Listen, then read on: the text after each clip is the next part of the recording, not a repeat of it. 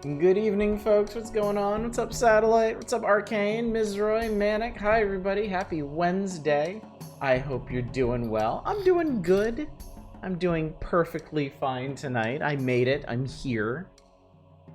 I am well fed and rested and ready to roll on some civilizing. Can you really call it civilization? There's no democracy? Oh. You'll see. You will see as we get sproggy with it. But yes, I hope you're all doing well. I'm good. I had a very busy day. I will say this. I am a little surprised with myself. I'm doing better than I normally do when I have really chock-a-block days full of work and stuff, so. Just saw a Kleekai. It looked like a baby version of my dog. Kleekai? I don't know what those are, Arcane. That sounds like a thing you made up, or something from Star Wars. Either way, really. Doing well, a bit tired from cooking and cleaning from second Friendsgiving. Well, that's nice. That sounds like a worthwhile endeavor. Yeah, we didn't do a Friendsgiving thing. We just did a family giving thing. But man, that feels like ancient history now, even though it was what, like less than a week ago? Yeah. Funny enough, I can't believe it's December. It always comes as a shock to me when we arrive at December, honestly. Yeah, it feels weird to be here at the end of the year. And I don't even know why, necessarily. It's not like I'm particular about marking the passage of time, or have any particular, like, rituals or beliefs about the end of one year, the beginning of the next. It's just, I don't know. Seems odd, I guess. It's a month unlike any other from the year, I suppose. There's so much, for us anyway, there's so much going on in December. There's Christmas, there's New Year's, there's my daughter's birthday. It's probably the densest month in terms of stuff for us to do and think about. So, it is singular in that respect. Yeah, and it always comes up way faster than you expect. I guess November feels like it goes fast. Because November's, well, technically one of the shorter months, even if it is only by a day. But I feel like the Thanksgiving break eats up a lot of that time. It's so nice and relaxing, but it's gone before you know it, and then you just get shunted directly into December. All unceremonious, like. Yeah, everything seems to go fast around then. Even in the world of gaming, there's the big Steam, like, autumn sale at the end of November, and then it ends in early December, and then we're like just like 2 or 3 weeks away from the next big winter sale. So yeah, everything feels very condensed. Kleekai is what if you took an adult husky and shrunk them? Oh, sounds cute. Sounds very cute for somebody else to have and for me to pet and then go about my own business. But yeah. Now it's really got me thinking about like the year in retrospect and all that. I don't think we're gonna do anything like that this year. Because I mean we did something like that for the channel anniversary back in August. But yeah, I have actually been looking back over some of the stuff we've done this year just to get a better idea of the shape of streams and the channel and stuff. So I mean, I've had things pretty well planned out for the last couple of weeks since Spooktober, really. All through November and then into December. But honestly, like we get up to like Caves of Cud, and that's kind of as far as I plan. That's where it all kind of falls off. So post Caves of Cud, I honestly don't know what we're gonna do. And Caves of Cud is coming up soon too. That's just next week. That is only a handful of streams away. 195 stream streak. Damn, thank you for that, Manic. I appreciate it. But yeah. I wish I had more to report on today, but you know, dense work day doesn't leave a whole lot of time for anything else. I was able to sneak in a few episodes of Star Trek: The Next Generation. I am almost done. I am almost done with Next Generation. I have 2 episodes left. Just 2. The series finale and the one before it. So that's pretty momentous. I'll finish Next Generation. What do you think of the body horror? Oh god. Okay, so the body horror episode is one that I remember vividly from my childhood.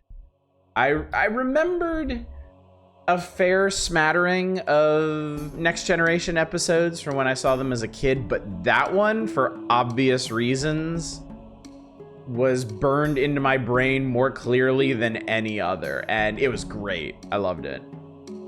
Unfortunately, it was like the only decent episode of the ones around here. Oh god, there I watched an episode today where Picard hosts an admiral on the Enterprise, and she comes in and she's talking about the peace agreement between the Federation and the Cardassians. And as part of that peace agreement, they kind of shuffle some colonies, some borders around, right? And she's like, we need you to go to this planet and remove the colonists. And Picard says, and I I'm quoting this directly. Word for word.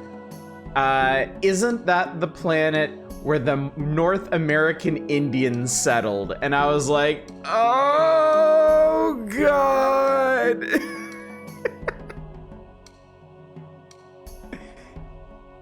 And I will say this.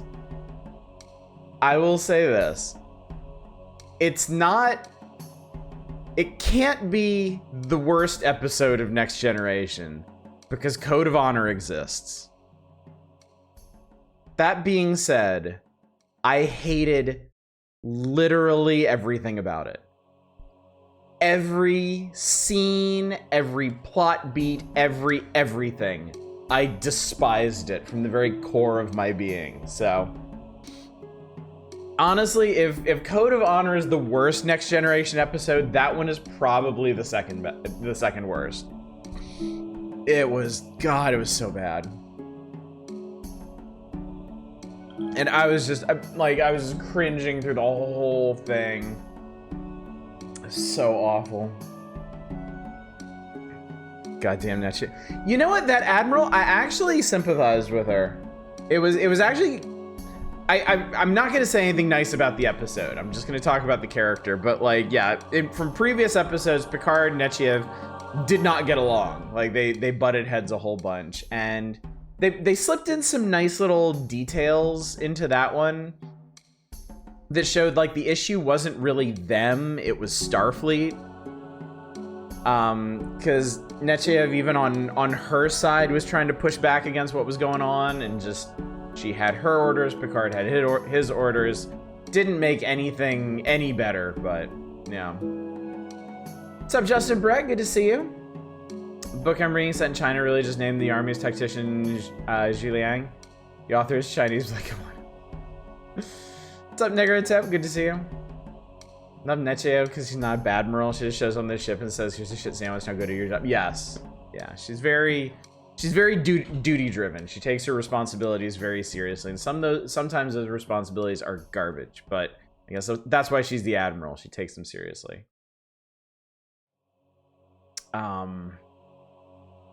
Yeah, not like that one they just had. Pressman. Yeah, I watched the Pegasus a couple days ago, last week. I don't remember when exactly, but yeah, Admiral Pressman. That guy was a real piece of shit. So you know he's good at tactic. Yeah, instead of worrying about character development or anything, just name him that. Oh God, that's the other thing about these episodes at the very tail end of Next Generation. The writing feels like it's getting really lazy. Like there are episodes that I feel like could have been good ideas. Like the last one I just watched, Emergence, is where like a sentient machine intelligence emerges on the Enterprise, and it starts constructing like a life form, like an offspring. Neat idea, really cool. They do nothing with it. Absolutely nothing. There is no character development. There's no interesting character moments. It's just a thing happens and everybody does their things, and then that's that. Nothing is learned, nothing is gained. It's really disappointing. So yeah, season 7's gotten TNG real bad. That Admiral Kirk, what a joker. Yeah, he wasn't cut out to be an admiral, that one.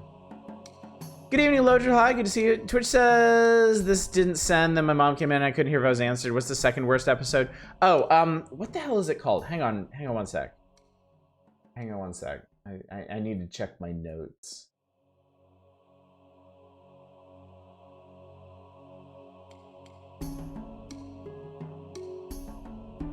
Journey's End. It's the last episode with Wesley in it, which was actually kind of eye-opening to me, because I realized Wesley as a character has a terrible reputation, right? But having watched all of Next Generation over the last couple months, I realized Wesley got a really poor introduction because he was like Roddenberry's Wonderkind self-insert, right? For like season 1. And then his send-off in Journey's End is an atrocity. It is horrible. Like, he's one of the worst parts of a bad episode because his characterization is just garbage. But, the middle section, like from season 2 or 3 on, where Wesley is like honorary ensign, actually doing duties on the Enterprise, goes away to Academy. Great character, honestly. Really solid character. And sets up a fantastic episode in the first duty. So yeah, Wesley really does get a bad rap, and it is very easy to see why. His introduction is a train wreck, and his send-off is a train wreck. And, you know, it doesn't surprise me that those are the Wesley episodes that people remember, and not the really solid middle ones. Just spinning their wheels until they got to the end. Series finales, procrastinate. What's up, Eva? Good to see you. Good evening, Helvy. Good to see you. Every stream got me feeling the only person in the universe has never seen Star Trek. No, don't worry about that. The only reason it keeps coming up is because I am currently on a quest to watch all of Star Trek. I grew up with some of it. Some spotty viewing of Next Generation. I watched a lot of Voyager. I watched a whole lot of Voyager. That was my show. But last couple of years, I've gotten into new Star Trek, Strange New Worlds, Lower Decks. I even like parts of Discovery. I actually really like the back half of Discovery. But it inspired me to go back and watch all of Star Trek. So at this point, I've watched all of the original series, all of the animated series, all of the original series movies, and I am 2 episodes away from being done with Next Generation. After which, God help me, I'm going to watch the 4 Next Generation films, and then I'm going to start on Deep Space Nine, which I know a lot about, but I actually haven't watched very much of. So I'm very excited for that, because everything I know about Deep Space Nine tells me I'm going to love it intensely.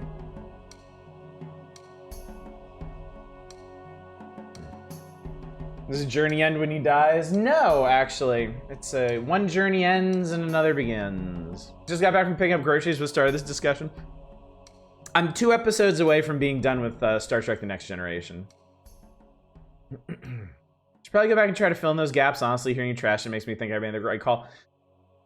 I fully believe there are a lot of people out there. There are a lot of Star Trek fans out there that put Next Generation up on a pedestal. They're like, this is the quintessential Trek. It is a fantastic series. It is wonderful. And I fully believe that those people have completely forgotten. Maybe not about the bad episodes, but about all the middling episodes. Next Generation is a very, very uneven series. It has a higher density of good episodes around the middle, around seasons 3 and 4, but there is no perfect season, and there are more than a few bad episodes in every season, and there's more than a few just nothing episodes every season. The highs are very low, but man, those lows are in the toilet. They are bad. First duty, the one where Picard rips him a new one. Yes. Really like that one. Yes, Starfleet officers have duty to the truth. Exactly. Watched a bunch of Voyager. I'm sorry. I love Voyager, okay? I'm really looking forward to revisiting Voyager and either reminding myself why I like it so much or being deeply ashamed of why I like it so much. I hate to pose the question, but officially, if I were to start with it, would you have a recommendation?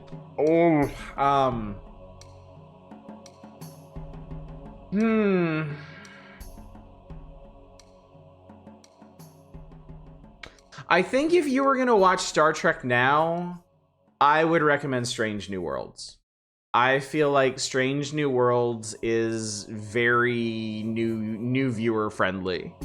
It's a deeply entertaining show. You don't need to know a lot of backstory on Star Trek to enjoy it.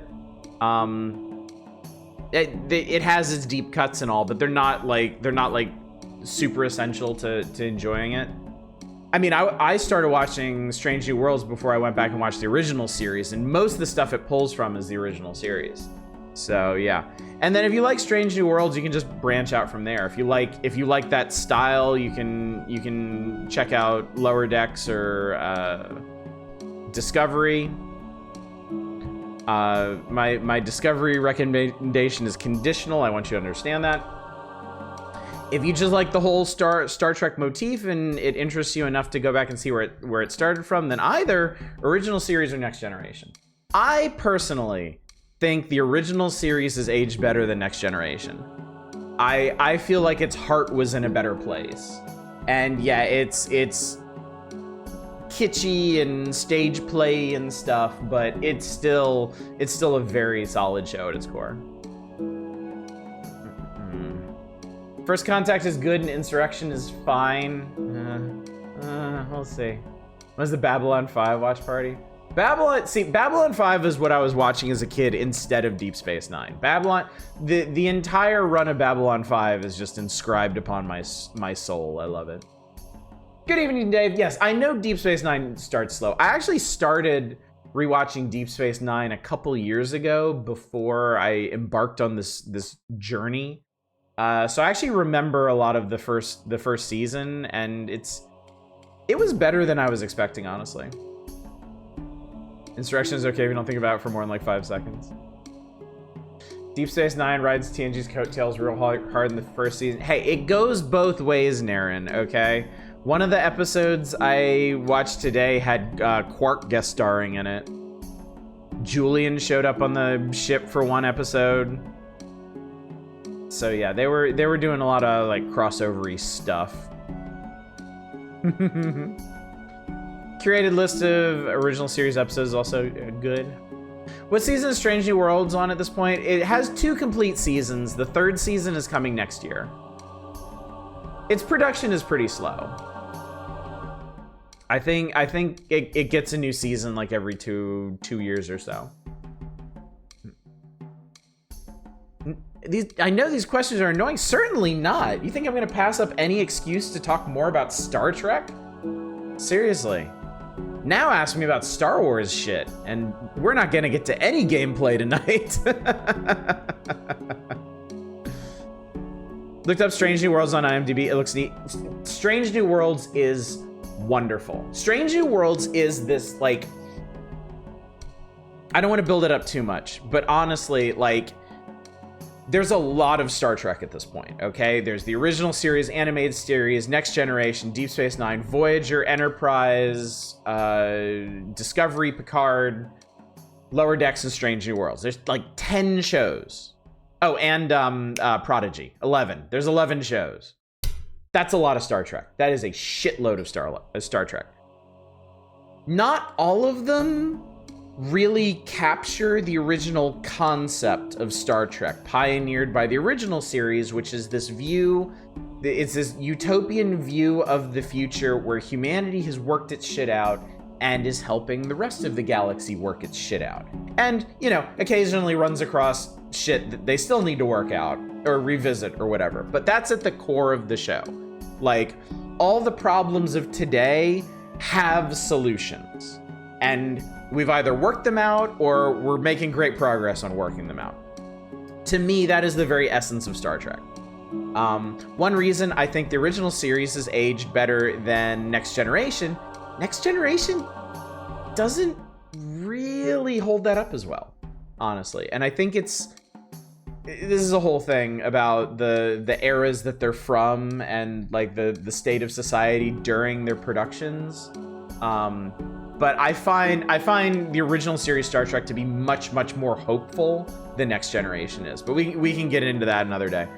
Strange New Worlds actually gets that. Strange New Worlds is a very, very uplifting show.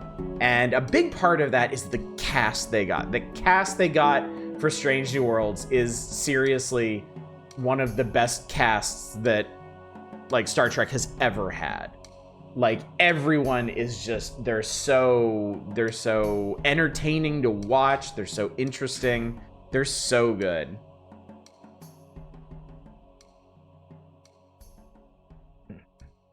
I feel about Star Wars.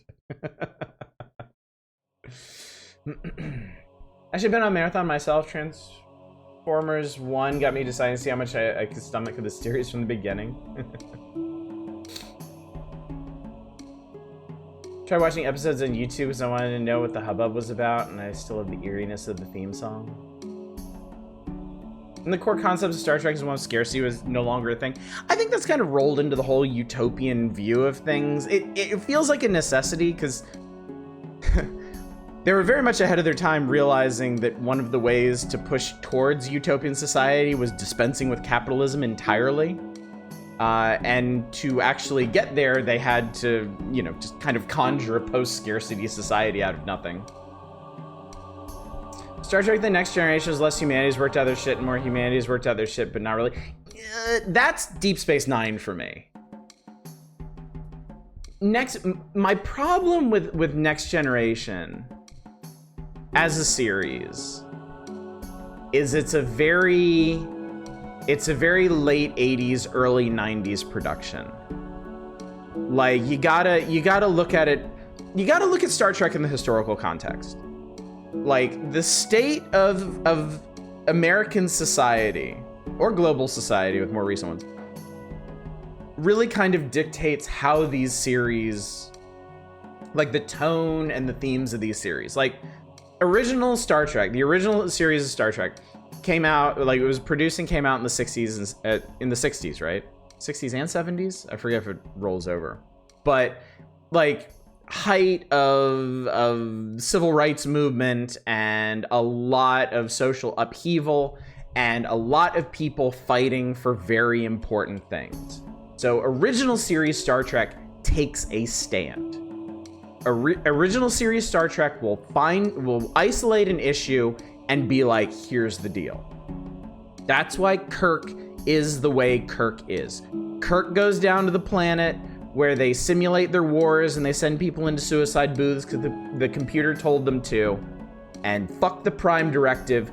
Kirk disassembles their civilization because that's bullshit. Like, you are never confused about Kirk's morals when it comes to the episode. You never have to wonder which side of the coin he lands on. It is very clear. It is intensely clear. Next Generation does not do that, because Next Generation started production in the 80s and rolled over into the early 90s. And you got to remember, this was post Reagan's America. It was post Morning in America. And everyone was riding high and prosperous, and things were good. We had gotten through like oil crises and international crises, and things were good in America again for white people. And there was a sense, I still remember this as a kid, there was a sense in the 90s that like we had done it. We had achieved a new level of prosperity and civilization, and the good times were never going to end. And I really, really think that Next Generation is born out of that, because it starts to do what the original series of Star Trek did, where it'll identify like a hot button issue, but instead of taking a stand on it, it'll just ask questions. Like, it will not come out and say, you know, this is the way forward for like LGBTQ people. This is the way forward for race relations. Fucking code of honor is always going to be a specter in the background of that.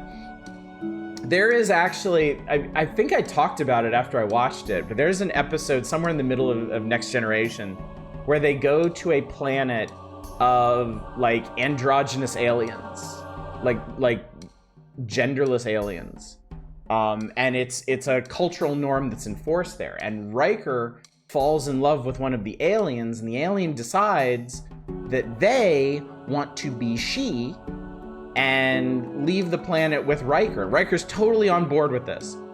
And at the end of the episode, the alien gets caught and put through reconditioning, and Riker goes and tries to save them, and they're like, no, I was sick. I'm a better part of society now. I regret everything I did with you. Goodbye, and the episode ends. And it's like, what the fuck are you talking about?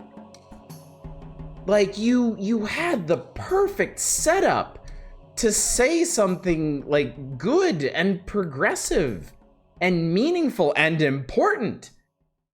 And then you just fucking spike the football at the goal line. That one really, really bothers me.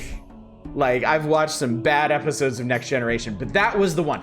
That was the episode that radicalized me against Next Generation on that count. It made me realize that it was not living up to the progressive potential that the original series had set. Yeah, exactly. It is literally a gay rehabilitation camp that is shown to work. So yeah, and while, you know, original series Star Trek, it has its highs and lows, but it never does that. I really think original series lows are not as low as TNG's lows. How about that? Flying cars are just around the corner. Very good people on both sides of the Space Lizard Fascist Society. Hey, don't talk about the Gorn like that. The lessons people make mistakes when they're horny. Okay, to be entirely fair, to be entirely fair, I think the writers and the actors, I think their hearts were in the right place. I think a mandate came down that they couldn't follow through. And I think they had to salvage what they could from the episode. So, yeah, like you're saying, Jonathan Frakes wanted the alien to be played by a male actor, but yeah, producers were not letting that happen. So, yeah, on some levels, Next Generation was also kind of held back by the time, but you know, whatever the reason may be, it still did not take the same strides that the original series did, and I will fault it for that. Also, you realize this is something like 30 years ago where people were just starting to understand these issues existed, never mind knowing how to handle them properly. Yeah, but also the original series exists. The original series took bigger swings in the 60s. So, yeah, fortunately, modern Trek does not have that problem. Modern Trek can go as balls out as it wants, and it does. And sometimes it's, you know, sometimes it's awkward. Sometimes it's not the best choice. But you know what? They're trying. They're doing what they can, and I respect it for that. So, but yeah. So yeah, chat, we could talk about Star Trek for the entire evening if you want, or we could play this nice, adorable little game in front of us while we can. New credit for the effort, at least. Strange New Worlds, yeah. I will say, Discovery took a lot of really good steps towards representation and facing important issues, and didn't always handle it that well because, admittedly, Discovery's writers were not the best, but they tried. They did try, and they did have some successes there. Sproggiwood, the classic Star Trek roguelike. Why is there no Star Trek roguelike? I feel like that would go over really well. Who gets their balls out in modern Trek? Patrick Stewart would if they'd fucking let him. I know, right? Surely there's a Star Trek roguelike. There has to be. There's a Doom roguelike. Not the episodes that have the female Transformers in them, where I read the story kind of accidentally makes them transcoded. FTL. Ooh, yeah, FTL. Good point. FTL is probably about as close as we get to a Star Trek roguelike. There's some other ones. I have one called, I think it's called The Long Journey Home. That's like a sci-fi roguelike. Sounds kind of like a similar concept to Voyager. But I should give that one a try at some point. Got Sproggiwood in a bundle and played it for 34 minutes in 2017. Don't remember anything about it. Yeah, I haven't played Sproggiwood, I think about in the same the same stretch. I don't think I played it since like 2016 or 2017. Did you really watch Picard's Balls? Never mind, I know the answer already. Of all, straight up, of all the Trek that I have left to watch on my Star Trek Odyssey, I'm looking forward to Picard the least. I've heard so many things about Picard that just make me think I'm gonna hate it so much. The things I'm really looking forward to, I'm really looking forward to actually watching all of Deep Space Nine, because I think I'm gonna click really well with that. I think Voyager is gonna be fun because Voyager is just a fun show. I know a lot of it's really dumb and empty-headed, but I mean, I enjoy those things too. I'm really looking forward to watching Enterprise. I've never seen any of Enterprise, like ever. I don't know anything about it, and it might not be good, but I mean, it's older Star Trek that I've just never seen, and that's fascinating to me. And then whenever I'm done with Enterprise, I have to watch Picard, and it's just gonna be like, ugh. I know it is. I know it is too. Career swap Picard, Patrick Stewart and Jon Stewart. Imagine what would happen. Oh, that'd be weird. That'd be weird. Be interesting. Would be weird. Babylon 5 is definitely the best Trek show. There's some good ideas that don't get explored as fully as they should. From Star Trek fans, I've always been told that Enterprise had a lot of potential that wasn't realized, that it deserved to be a better show than it was. And I'm like, yeah, okay, but you're also the same people that unequivocally hate Discovery, and I really like Discovery, so we'll see. We'll see where things fall. But that's also going to be a ways away. It has taken me, I realized this this recently.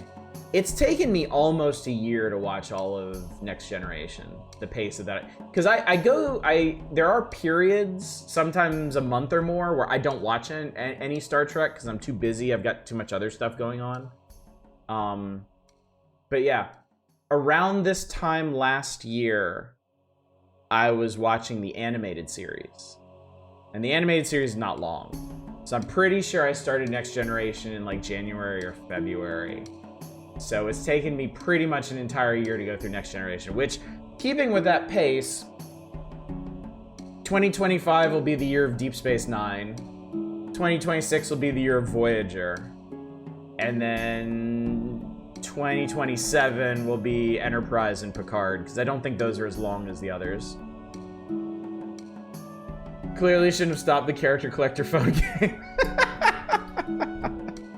Actually, I really did lose interest in the Star Trek phone game. And it was just one thing about it. They had one pain point in it that I just couldn't handle. Still going strong on the stupid Star Wars phone game though. But yeah. Anyway, chat, how about we play some Sproggiwood? How about we do this? I'm sure somebody in chat actually wants to see what this game is about and not listen to me kvetch about Star Trek for 3 hours. No. No. Can we swap Colbert and Riker? That would be kind of amazing. This game is about pumpkins. Game about chewing your cud. Okay. Nah, sci-fi show dissection night? I mean, no game, only Trek. I've already played this game. I'm here for the Star Trek. I somewhat kid. No, I believe it, Fight Attack. I believe it. Oh, I joined right at the right time. Maybe you did, our Dominic. If chat will actually let me start playing. How long has it been since you did Just Chatting Night? A really long time. It has actually been a really long time. Actually, I could tell you. You've gotten me curious now. How long has it been?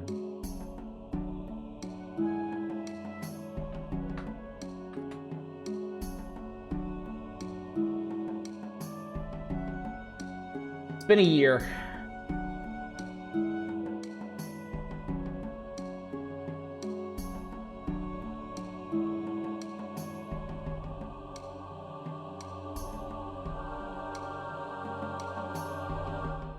Yeah, it's been a year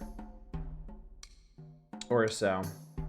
This kid Twitch still bugging about clips. That's funny. This game capture Star Trek and keep your face in the corner. My guy just got the first annoyance to make a quick Twitch video clip. Jesus Christ, like, that's really annoying. Yeah, look through the game's manual from the box first. Wow, that's great. Thanks Twitch. Thanks for making it even harder for me to just hang out with my buds. That's super annoying. I guess stuff like YouTube Shorts and are getting really big. So Twitch is trying to play catch up on that. Twitch spends a lot of money each year to figure out how to make user experience worse. I can only imagine that Twitch turbo blocks in its attempt to monetize. The special badge you can give you publish a clip to TikTok or YouTube. Ah, nice, yeah. Great. Maybe we should, okay. Earnest question. Since we've come this far, would y'all, and I'm not talking about tonight, but would y'all actually be interested in doing just chatting streams some nights on things that are not games? Because if there's one thing that I tend to do on this channel, it's stay gaming adjacent. Like, even when I did just chatting streams, it was either about games or the channel. The furthest I ever got afield from that was like recapping my Japan trips when I got back, which I did a couple times, like twice or something. But I mean, if y'all like this, if y'all like just hanging out and talking about like Star Trek or Star Wars or something, I want you to collect the worst 5 Star Trek episodes you watch. Oh God. Oh, that would be rancid. Because look, okay, you need to understand, 3 of them, three of those episodes would be the most racist shit you've ever seen on network television. One of the worst representations of Native Americans and their struggles you've ever seen, and the mind rapist episode. And then there's 2 more that I would have to dig out. But like, yeah, those would be your top 3, bottom 3, whatever you want to call them. I'm not sure you understand what you're asking here. Bad Next Generation is bad. It is catastrophically bad. It is painfully bad. Believe it or not, I come to the video game streaming site in some part to watch video games. Heck of a time to pop in, yeah. No, don't worry, it's still Next Generation. I'm still talking about Next Generation, but yeah, Next Generation is extremely questionable at times. Remember when people thought Spock's brain was the worst Trek has to offer? I'm gonna level with you. I like Spock's brain. Spock's brain is okay. Litmus test. Litmus test for people online who don't actually watch Star Trek. If they make a worst TOS episodes list and Spock's brain is at the bottom, they haven't watched TOS. They have no idea what they're talking about. Spock's brain isn't even close to as bad as the original series gets. Yeah, it's not a good. It's not good. It's not a good episode. It's not in like the top half. But it is very entertaining. I don't remember Spock's brain. Summarize it. An alien computer needs a brain to function, and the aliens steal Spock's brain, and McCoy puts this like remote control collar on Spock's body to keep it alive and also just like walk it around while they're trying to do shit. And when they track Spock's brain down, they figure out some way to like fix the computer and then put Spock's brain back in his body. And during that process, Spock has to explain to McCoy how to put his brain back in his body. Does McCoy ram into walls a lot? I want to say that happens at least once, but I don't actually remember. I watched all of TOS when they were released with the commentary. I can't remember anything about that one. Easy way to explain how bad TNG bad can get is they really push the belief that all ideas, no matter how horrible, are equally worthy of being heard and considered. Yes. Yes, that is... Lodro, I'm so glad you said that. That is a very succinct way to put it. Better than I have. Space Hippies one is the worst for you. Space Hippies one is bad. Space Hippies one is bad. There's also some that people don't remember being bad, but have like some really questionable aspects to it. Like, everybody remembers Space Seed. Everybody remembers the original Khan episode, right? I bet you don't remember Kirk and Pal saying nice things about Nazi Germany in that one. I bet you don't remember Kirk and the rest of the crew being like, yeah, those totalitarian dictators, they were pretty mean, but they sure made the trains run on time. That was like a bit of a mind blower moment for me. Maybe want to eat a turkey sandwich instead. Next time I'm doing a crossword puzzle and Star Trek question comes up, absolutely nowhere to go now. Yep, we will help you. If I don't know it, someone in chat will. But while we're on the subject, yes, the Space Hippies one is also pretty bad. It's really cringy. It is like particularly cringy. Khan was a genetically modified tyrant, but he did something about the price of eggs. TOS can be vulnerable to the whole fascism was efficient, at least myth. And I do think TOS redeemed itself with Nazi Planet. I could almost believe that the Nazi Planet episode was penance for Space Seed. Like, no, we didn't actually mean that here. We'll show you how it really works.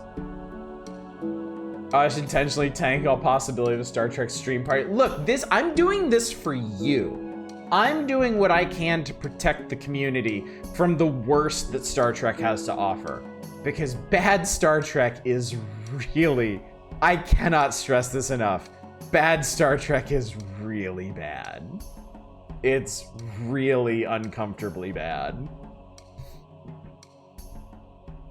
So, and I just need everybody to understand this.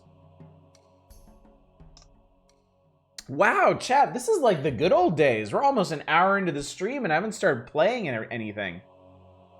Y'all remember when you used to place bets on whether or not I'd start gameplay before the hour mark? Oh man, we haven't done this in a while. This feels good, I like this. How much Star Trek in the Discord in a while? I think people have been busy. People have been kind of all over the place, yeah. Cringe Trek. What we need is a stream doing a dramatic reading of some Star Trek novels. Oh god.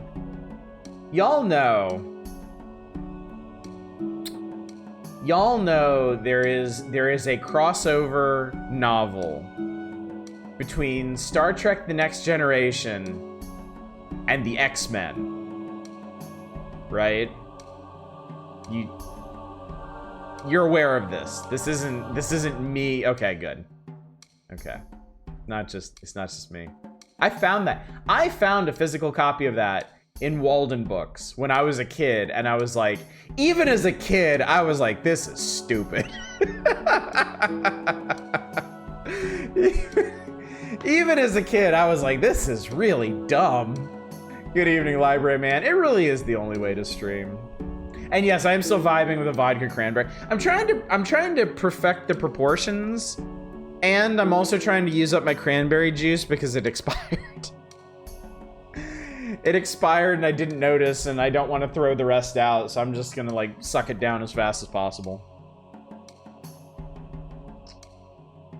Can we get a Star Trek fan? No, I am not. No, I am not doing fanfic. I am absolutely not doing fanfic.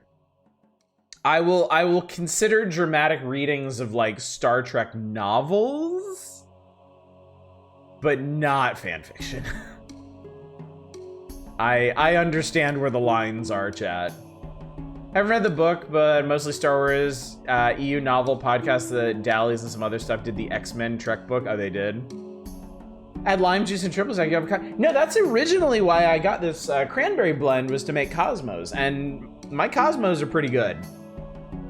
I do enjoy them. I've stopped making them because vodka cranberry is just so easy. It's just so damn easy, and it doesn't use up my lime vodka, which I cherish.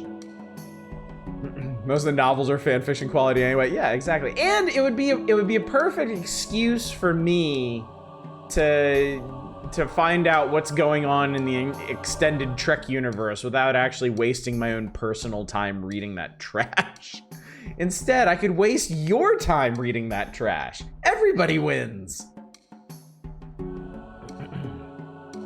I was gonna ask why it took 51 minutes to get in the game, then I saw the word Star Wars Extended Universe novel in chat and went,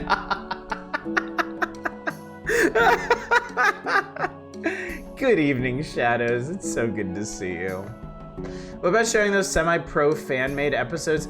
That could be interesting, though I will probably hate them, and I will probably be inclined to roast them. Just fair warning. I'm a bit hard on fan productions, honestly. Yeah, we haven't even made the actual jump over to Star Wars shit. We're still we spent close to an hour just talking about Star Trek stuff. Yes, I'm a purist. I'm a sci-fi Puritan. Good evening, Toast. It's good to see you. There's some really good Harry Potter Star Trek cross. Oh god. Oh god. I just imagine reading the Picard cross Rivendell elf. No, I don't need that in my life, actually. I don't need that at all. All right, this is getting scary. Y'all starting to dip into the fan fiction makes me think we need to start playing this. I should read the Star Trek comics. There's a few faces from the Archie Sonic comics I'm familiar with who worked on them. Comics can be interesting. I actually have a bunch of Star Wars comics, and a few of them are genuinely good, and some of them are just hilarious trash. Actually, there's I remember two eras of Star Wars comics. When I was a kid, Dark Horse had the rights to Star Wars, and they were doing stuff like Dark Empire and Droids and Tales of the Jedi and some good to interesting stuff, at least. Prior to Dark Horse, Marvel had the Star Wars license, which is really ironic considering where the rights of Marvel and Star Wars ended up. But I digress. Marvel Star Wars comics are completely out of pocket. They are insane. Actually, that would be a fantastic Just Chalking stream. We'll be going through old Marvel Star Wars comics. They are fucking bonkers, and I love them. I have one somewhere. And I've read through a bunch of other ones, like scans of them, but man, oh, they are priceless.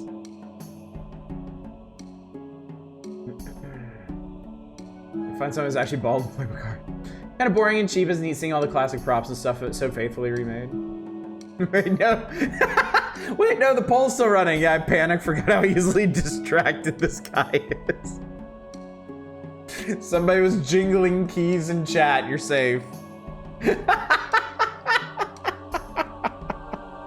Oh my god, y'all. Do you want to see my spot cross beach/fic? Does Harry's Trek, The Voyage Home, Destiny Not Dust, and The Forever Mage? Oh my god, you know these by name. Oh my god. Mostly TOS based, got a lot of the original background actors come back for it. Oh, that's really cool, actually. At some point, I really want to read Immortal Hulk and Immortal Thor, because they seem like really two cool takes on the characters. Yes, yes, I'm actually familiar with those. I remember those from some of my stints with mainstream comics. Been watching Avengers Assemble, Marvel's take on the Justice League with the Avengers. Actually pretty damn good. I've heard it's good. That's good to hear. That's pretty neat. There's actually a new Star Wars show that just started, Skeleton Crew, and I've heard good things about it. I'm thinking maybe this weekend I'm gonna watch it with the kids, see how they like it.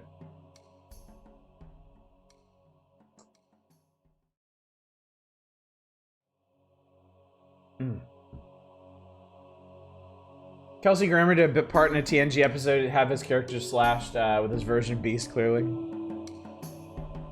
I googled them and found a post on Reddit asking for good ones. Oh. Oh, well. A new episode every Thursday.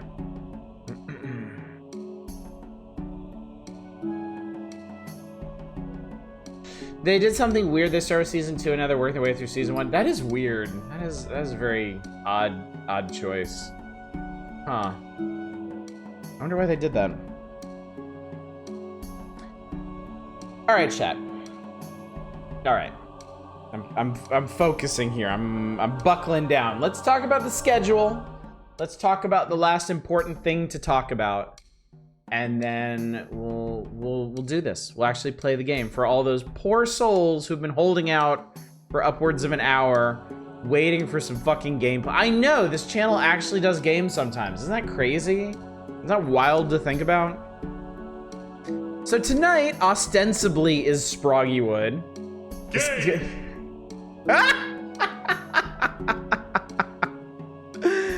Talk more about Trek. I like chatting. I'll stick around for a little bit longer. I want to see this game. Yeah, I know there's people holding out for the game. I don't want to disappoint you.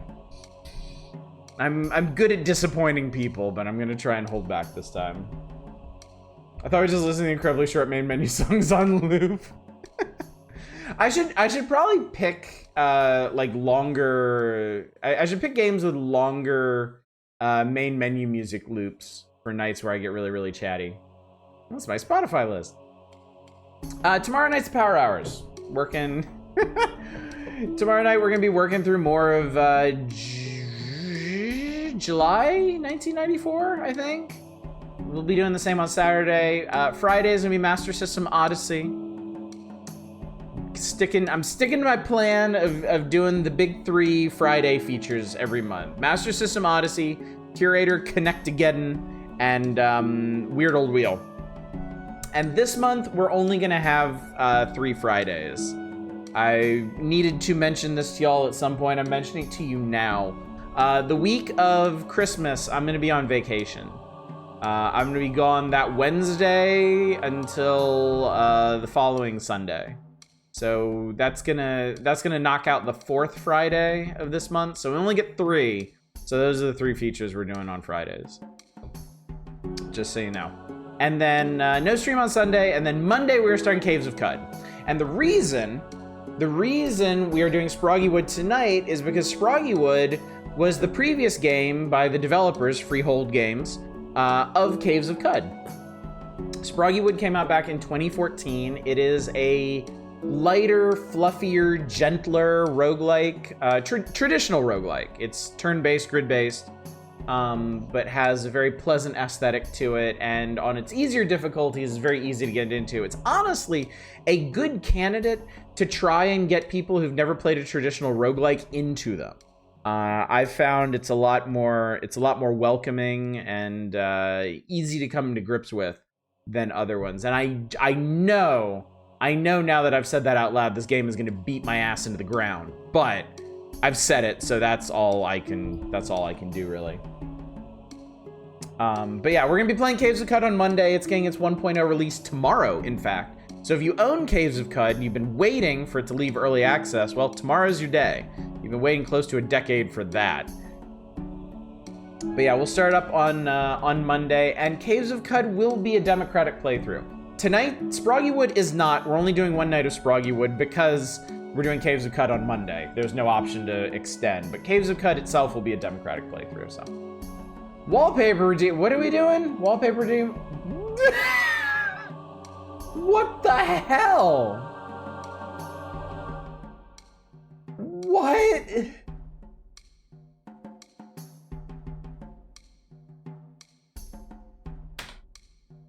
You know what? I'll get that one going later. If we see any 2/3 of a night, yeah. 4 days to build up a lead on Oddish. Granny has needs to. Yeah. Alright, chat. Doing it. Let's play some Sproggiwood. I'm clicking a button. Boom! I clicked a button. New game. Empty. Here we go. Alright, there are 3 difficulties. Easy, as you might imagine, is easy. Savage, okay. Easy is very inviting. It's a great way to get into the game. Normal is, if I remember correctly, we're gonna play on normal. I don't remember normal being super, super hard. Savage is hard. Savage is hardcore, so keep that in mind. Gameplay, chat! Gameplay! It's happening! There once was an island called Clog, where clogheads chased sheep through the fog. They laughed on the double and never made trouble until they met Sproggy of Sprog. There's your plot, chat. Talking sheep, look over here, Cloghead sleeps. So I see. Anyway, my work here is done. The rest is up to you. Thank you, Rocco. By the power you've granted me, I will save my realm. If you say so. Look, the Cloghead awakens. Away, away, before it sees you. Hey, it's us. How about that? I also acquired all the Transformers Marvel comics from a certain source. These have always sounded interesting. Marvel, yeah, if Marvel got a hold of your IP, especially back in like the 70s or 80s, they did some crazy shit with it. Somehow I imagine the foot portrait would be part of Quentin Tarantino's ideal visual novel. Hey, you with the pitchfork! Yes, you, Cloghead. That's not a slur. The people of this world are literally called Clogheads. That's what they are. Surprised me, a talking sheep? Why don't you take a closer look? So we'll do a this, and we'll do a that. Talking sheep. It's a sheep, and it's talking.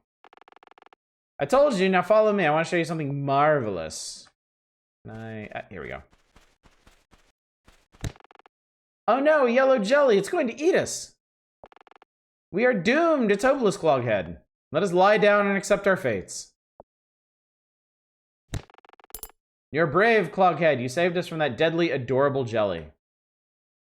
It's a mobile port because the UI is very mobile game. It's optimized for mobile stuff. I don't think it's a port necessarily. Yikes, another jelly. This one's twice as big, twice as cute. I leveled up. All right, we got pitchfork. That's a scythe, so I don't know what they were thinking there. Scarecrow scares their enemies away. Pumpkin bomb. Cornucopia. Oh, that requires a level 5. We'll take pitchfork. Cloghead, you look wiser now, as if you learned something from the experience of fighting those jellies. Take a look at your new power. In it. In it. Yes. Powers cost stamina. It looks like killing those jellies gave you stamina stars. That's them up there. Sigh, that's clearly a Bardiche. Some damn good mobile roguelikes. Forget the name. I was obsessed with one that was hex grid based, where every floor fit on one screen is like positioning based puzzler. Interesting. Oh no, what is that? Don't touch it. Second thought, touch it. Alright, pitchfork pokes things. This new one shoots a pillar of flame that deals 4 to 6 damage. Yeah, give me that. I equipped a flaming shovel. Cloghead, take a look at your weapon.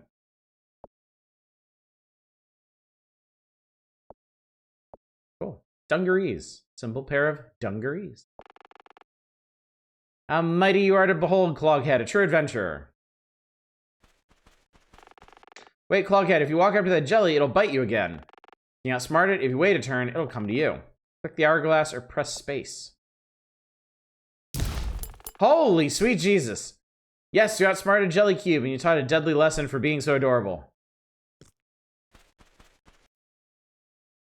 Really don't like the graphics. Maybe that's why I bounced off it 7 years ago. Could be. Could very well be. A bit of an acquired taste. Look, this is what I want to show you. A mysterious door. Let's enter it heedlessly. Hoplite. Okay, I've heard of Hoplite.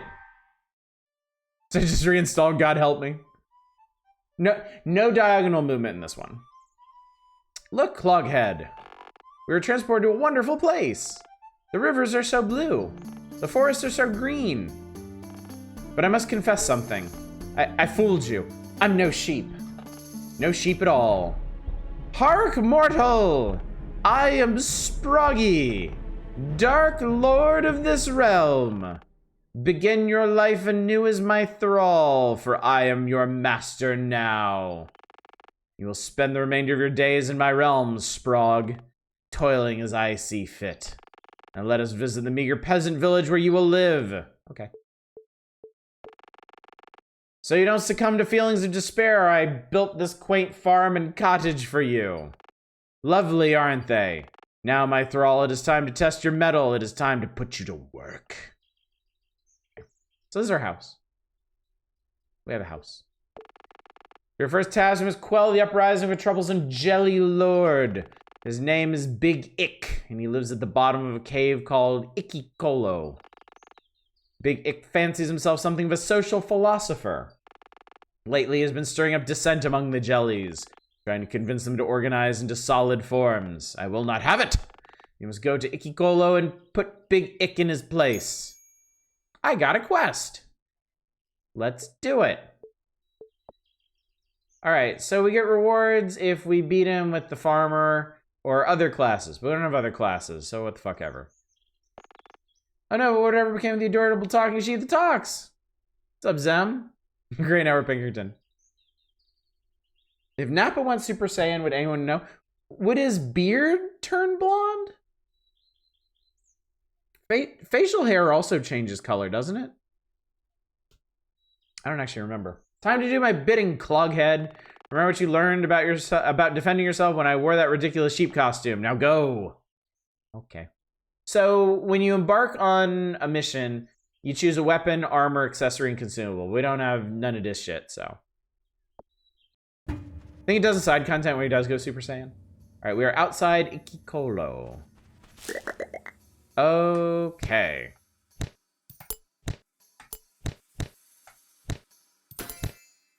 I leveled up. Yes, pitchfork, please. Wait.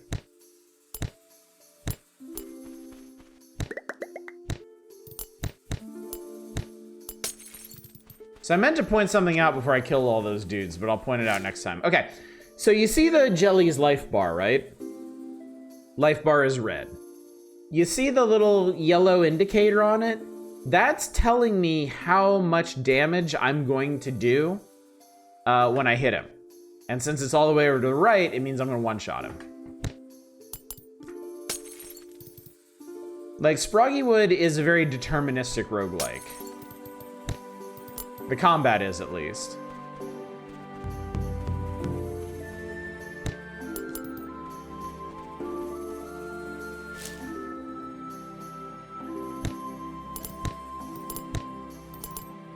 There we go. Of course, there's material where it does that, why wouldn't there be? Yeah, he gets a beard.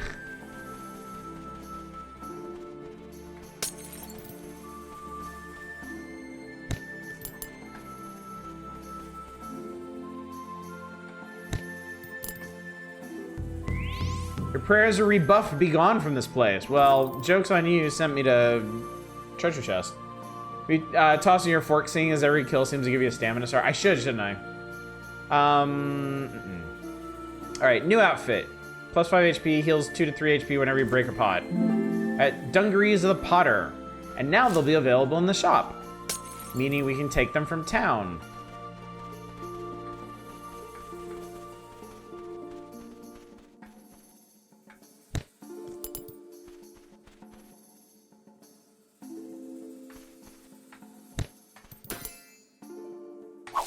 There we go. Swing. All right, leveling that further requires level 4. Let's take Pumpkin Bomb.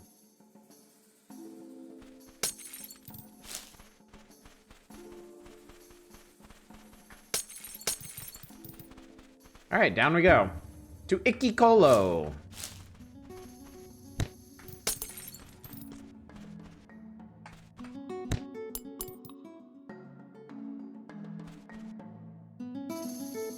Damn. Because this game is deterministic in its combat, it is a little stricter on making intelligent choices and not taking too much damage. Your prayers are answered with creepy companionship.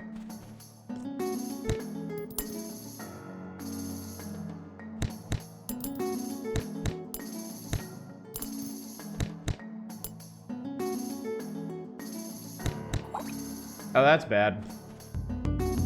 Let's restore some life here.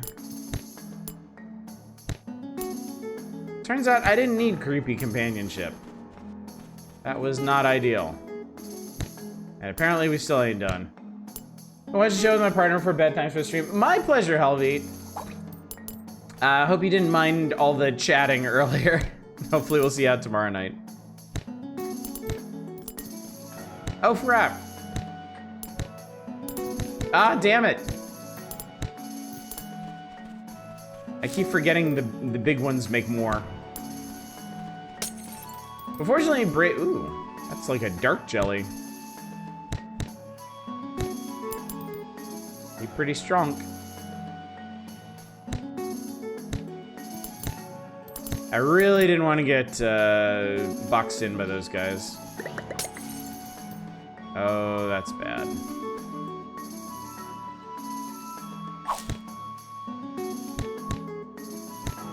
Oh, those guys do so much damage, shit.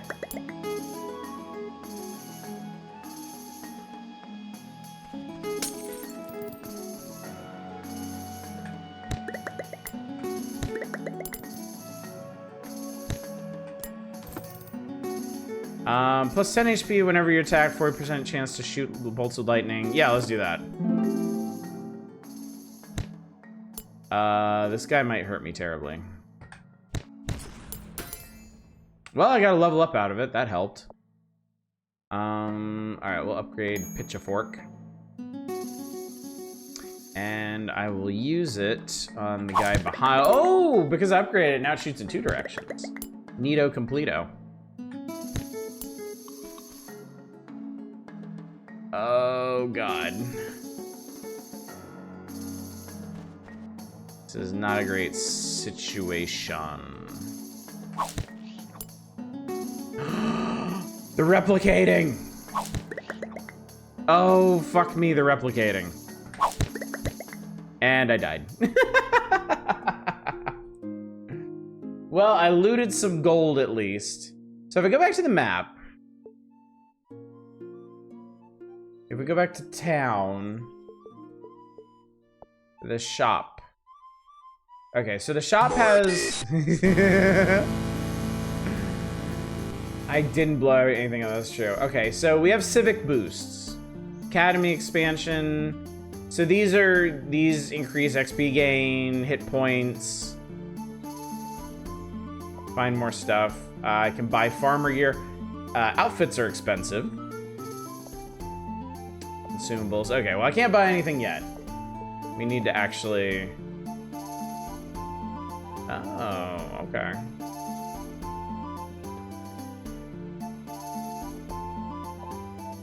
There's actually more rewards there than I thought.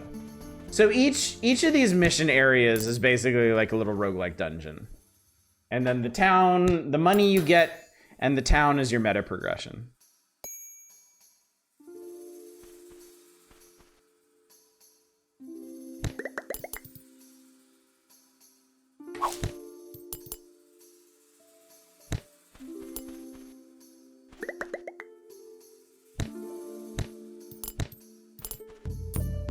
Prayers have been answered with the joy of loot. Vampiric Pitchfork. Heal 1 HP whenever an enemy dies. Yes. I would like that. Potters, yes. That is a pink pot. Oh, I have an identity crisis potion. What does that do? Hang on. I'm not sure.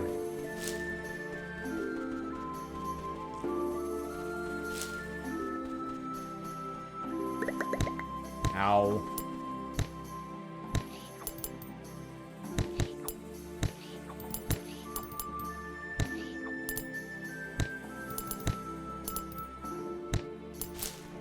There we go.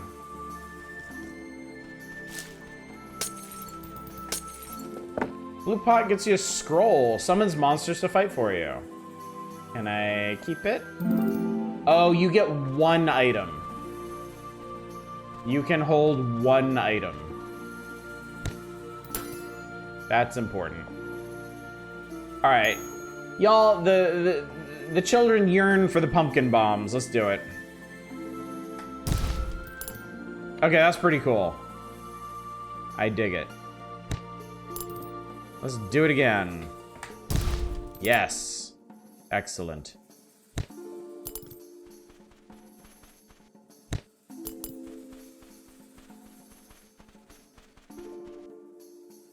I'm gonna go ahead and use this. Or, yeah, let's go ahead and use it. I got a scroll of teleportation. You know, I don't think they're gonna come with me. But, oh well. Nope, they are not.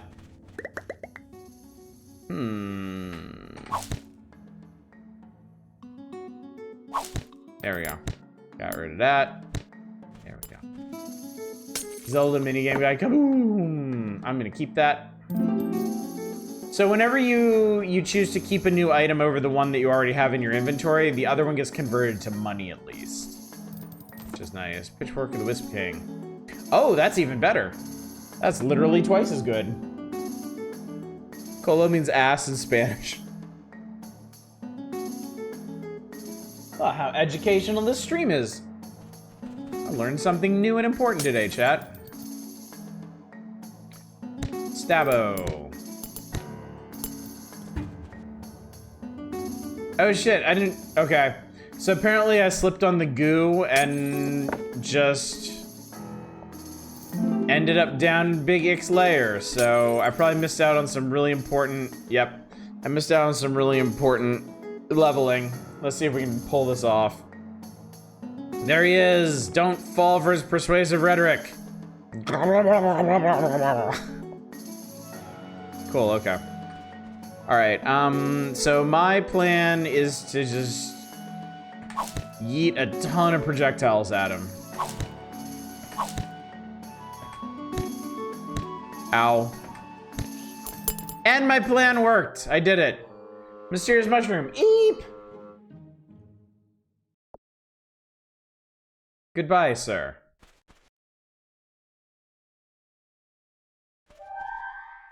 All right, I did it. All right, so I got a new villager, Seppo, and a new villager, Otho.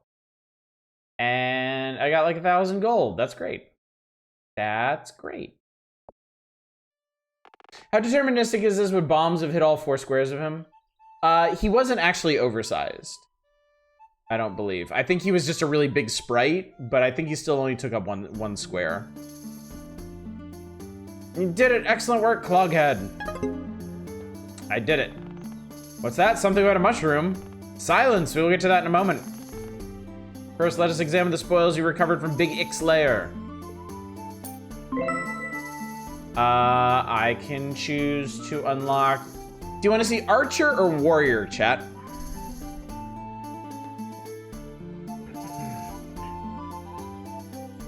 What are y'all feeling? Archer! Warrior! Archer! Arrows! Alright, arrows it shall be. Yes, Cloghead! Your simple, dull civilization is expanding. Now you can send archers on adventures, and each time you beat an old dungeon with a new class, you'll loot 1,000 more gold. Now tell me about this mushroom. It popped out of Big Ick? A new species in Sproggiwood? Oh, yippee-yay-yo! I mean, rejoice, another creature for me to subjugate. Ah, who am I kidding? I'm no Dark Lord, I'm just Sproggy. A little guardian spirit who wants to save his realm from ruin. I'm sorry about all those terrible things I said to you. Let me explain. This is Sprog, my realm. Well, it's not mine, technically, I didn't create it. But I am its guardian spirit. Anyway, Sprog is populated with some wonderful creatures, but there's no order, no community. With enough time, the denizens of Sprog will ravage each other and leave nothing but destruction and chaos in their wake. How can I be certain of this, you ask? You must trust me, Cloghead, for I know things most spirits do not. That's where you come in. I've been spying on, admiring your people for some time. The Clogheads value peace, order, and civility, and you thrive accordingly. And so it hit me, the answer to Sprog's problems is civilization. You can bring civilization to Sprog. Without democracy, I might note. So you see, Cloghead, this is why I guided you to Sprog. Now I'm going to investigate this curious mushroom. In the meantime, meet Spencer Squish. I relocated him here from Ikikolo so he could help you around your village. Spencer, explain how the Clogheads should spend their gold. I'll be back with news about that mushroom. With all that shiny gold you want fair and square, you can buy things in town. Bloop. You can buy civic boost to improve your civilization. Or gear that you find in dungeons. You may have noticed that dungeon gear dematerializes when you leave a dungeon through a portal. Traveling through the astral plane has its cost. Once you buy gear at the shop, you keep it for good. You can also buy potions and scrolls you find in dungeons. Once you buy a potion or scroll, you can take it with you every time you go adventuring. And that, Squish, is that. Squish, squish. I want to hug that slime. I deeply distrust video game characters who tell me to do things. Bye. And that's that. Sheep. I'm really a sheep. Season's greetings, feeble mortal. This wonderful weather. I hope you're ready to deck your halls with boughs of holly. I didn't realize this game had seasonal events. After all, 'tis the season to be jolly. Let me introduce myself. I'm Yuli. I herald the coming of the Yuletide. I bring a message from the Horned One. Oh no, oh no! From the decorative demon himself. Oh no, oh not. Yes, from old Tutivus. Tremble before his winter merriment. Tremble.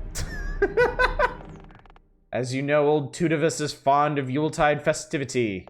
And he gets angry when others don't share in his mirth. So, poof! Ah! Old Tutivus has judged your village lacking in merriment. Fear not, he's decided not to smite you just yet. Instead, he's hidden presents throughout the dungeons of Sprog. Each present contains a holiday decoration that will help bring Yuletide cheer to your village. Old Tutivus desires you acknowledge his kindness. Open his presents. Turn this place into a winter wonderland. If you're good, old Tutivus will reward you with a very special gift. But if you're naughty, he'll fly into a Yuletide rage and flatten your civilization. Eek. Eek is right. So get to it. Oh, and by the way, happy holidays. And remember, old Tutivus is watching. Is this a seasonal event or is it hardcore to happen no matter what the date is? It is seasonal. I don't think I've ever seen this before, actually.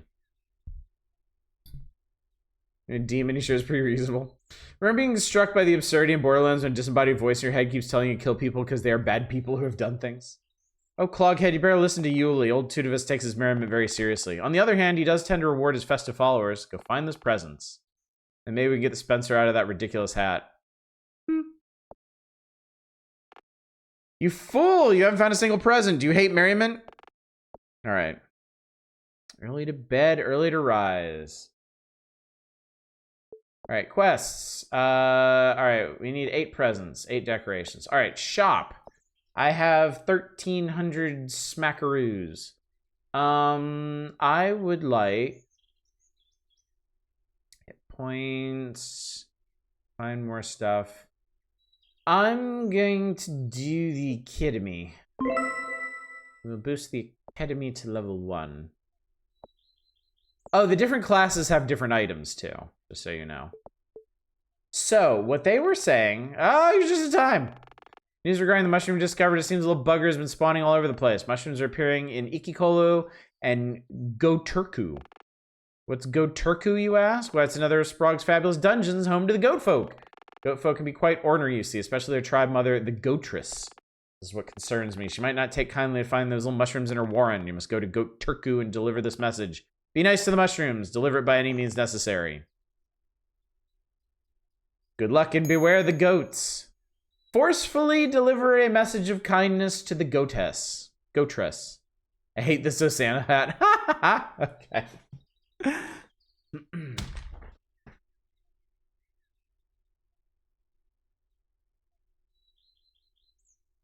All right, this is gonna be a little tricky with my headphones, but I think I can make this work.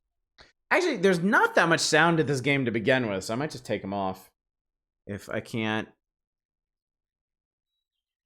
Yeah, I'm just gonna take them off. It's fine.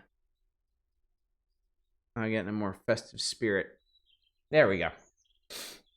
All right, so now you can see there are 2 stars for each of these. And that is dependent on which class you beat it with. And you can see if I beat Icky Cola with an archer now, I get an extra $1,000. But how will you hear us? Believe me, I can hear you fine. You bring civilization, not Christmas with poor backwards creatures. I'm sure it's not backfiring. Anyway, let's go.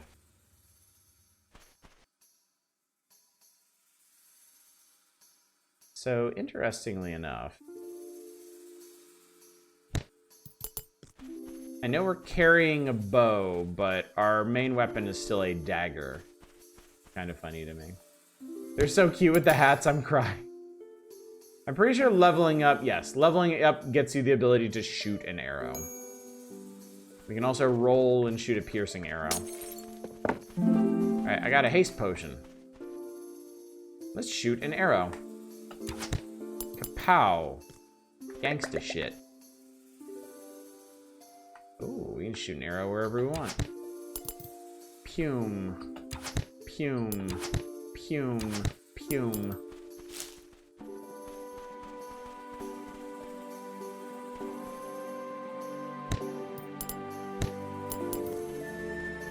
Alright, there's the dungeon entrance.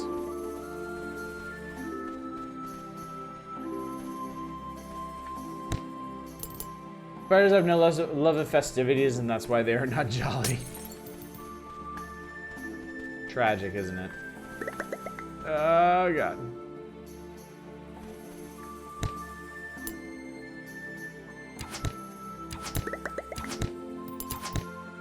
Pow.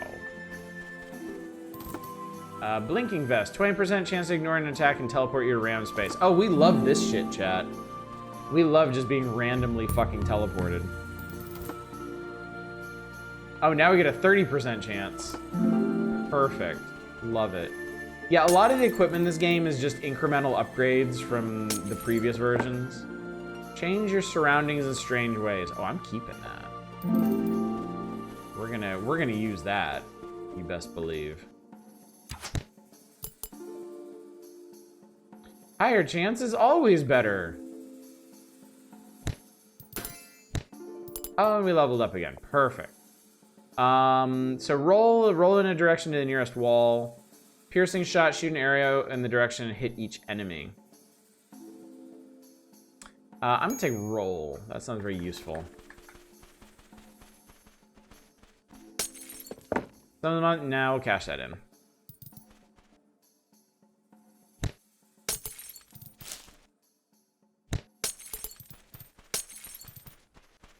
All right, we have completely searched this area. Let's go down to the dungeon and use our new misbegotten scroll. All right, I'm using it. Oh, it just made a whole shitload of stuff appear. That's cool.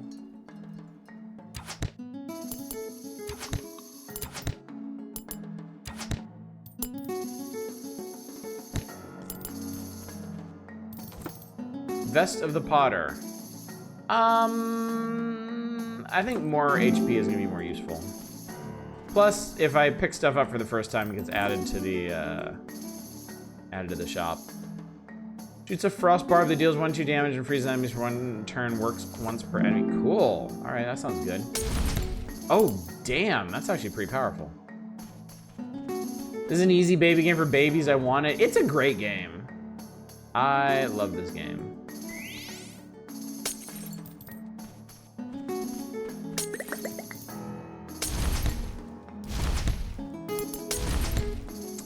I feel I have a small regret that I didn't show you all this one earlier, so you can catch it on sale. But I mean, winter sale. Just hold out for the winter sale.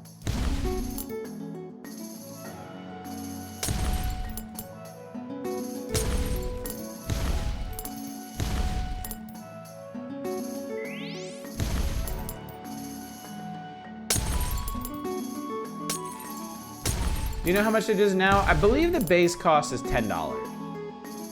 If it goes on sale, I imagine... Oh, it's 15? Okay. When it goes on sale, I assume it goes down to like 5. This is interesting. First upgrade, 5% crit hit chance per empty space around you. That's interesting. It's a bundle called Dapper Dungeon with 3 other great roguelikes.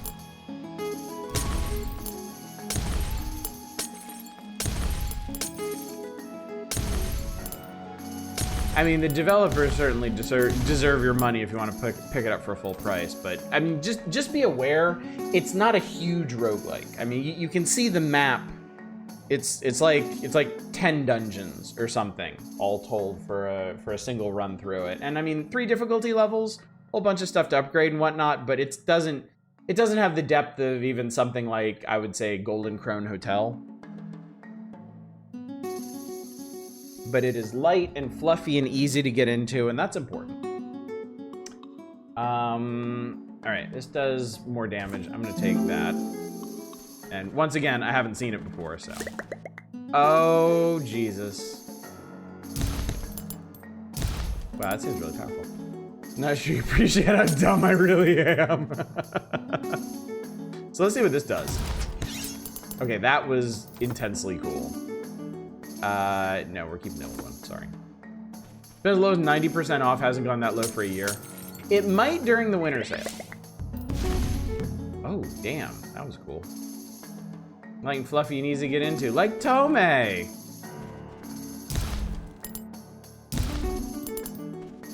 This is really powerful.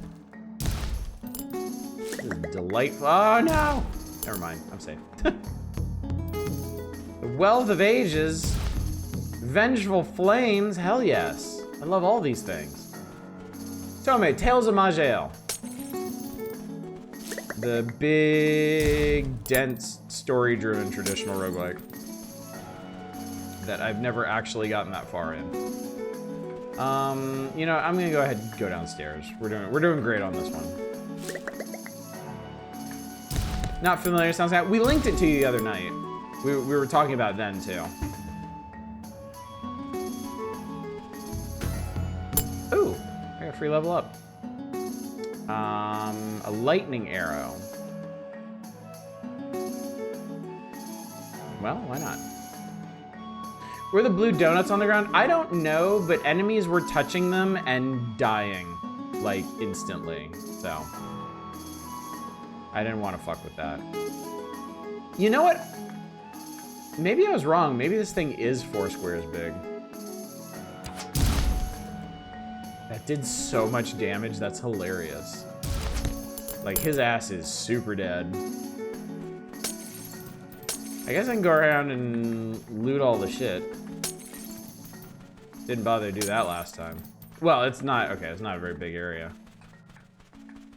To be fair. Whee! Yeah, the thing about Tomei is it's so dense. Like, there is so much going on in that game. It's really... It has a serious learning curve. Like, I never really mastered it. That's why I never got off the first continent. I never quite had put enough time into it. I never learned enough about its mechanics to really master it. All right, cool. Well, we got another big pile of money. Let's go buy some more upgrades. What? You fool! You haven't? Yeah, I know I haven't. Yeah, I know. I'm not even gonna talk to you. I am in comparison to Tomei, make my head hurt. Can't figure out what's better than what. Yeah, it's complicated. It is very complicated. Okay, I'm just not gonna worry about gear for now. I'm gonna worry about these upgrades. Because gaining XP faster is gonna help us out a lot. Paradox Mage, you can do nonsense like cast a spell, lets them split the time stream in 3 parts, essentially making a save state, trying a certain amount of turns 3 times and choosing a result. Oh, that's right. Tomei has like actual temporal mechanics in it, doesn't it?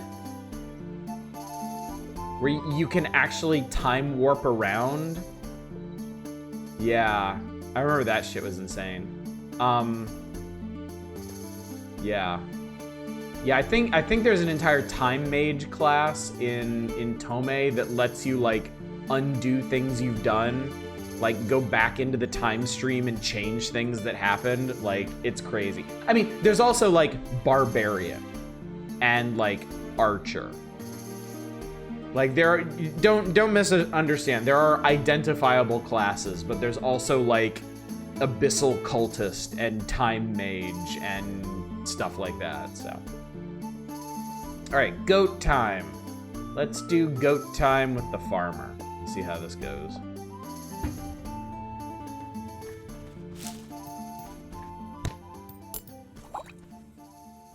Oh, blue one. Oh, that's big goats, mans. Their spells don't cost mana, but they have an instability meter, and the more you push it, the more you get nasty backfires and weird stuff. Ow. Oh, Lord. Okay. That seems bad. Alright, well, let's pitch a fork at this guy. Okay, cool. He exploded.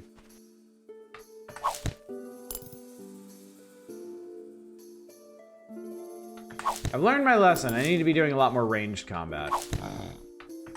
Like, basically all my combat needs to be ranged, because you get so much stamina. Whenever you attack, 30% chance to shoot 4 pillars of flame that deal 4 to 6 damage. Nice. Fire Flare Dungarees. For some reason it wants me to play Forager. Forager has kind of a similar art style, doesn't it? Like, certainly not... Oh, God, I fucked it. Certainly not exactly the same, but... Well, that worked out. I have Forager. I've been meaning to play it, and I still haven't. Someday. That's right. I remember the black jellies now. You have to step on them. Yeah, one of the learning curves in this game is learning what all the different jelly colors do. Like yellow jellies, you slip on. I'm gonna keep that. Yellow jellies you slip on. Blue jellies actually hurt you. Black jellies, if you don't step on their slime blobs, they will regenerate. What does Cornucopia say? Heal full HP and get I'll check it the next time we level up. It's not like we're never gonna level up or anything. Don't worry. It'll be fine. Everything will be fine. Yeah, the tricky part comes if you're killing lots of blue jellies. Like getting around them to get to the stuff you actually want to check out. Alright, is there any big noggin and covers everything after the no? Oh, are the blues the zappy jellies? Okay. Like, I have almost completely cut off access to this little area up here. But I didn't.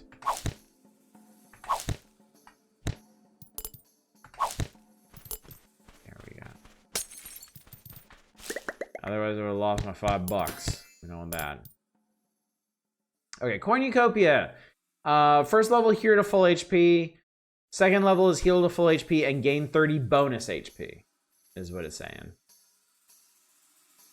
That's what that do.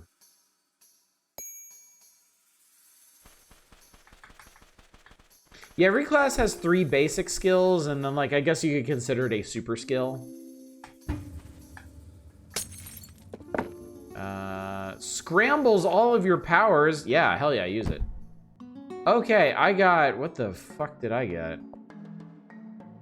Fire trap. Plant trap that explodes when an enemy steps on it. Your traps can be triggered twice. Yada, yada, yada. Okay, and... Shield wall. Ignore all damage for 3 turns. Okay, cool. So there's a potion in this game that just gives you random powers, like from other classes. Gotta admit, that's pretty cool.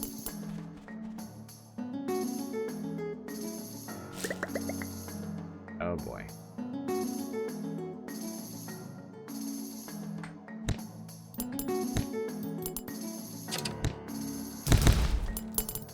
Well, that worked out, didn't it?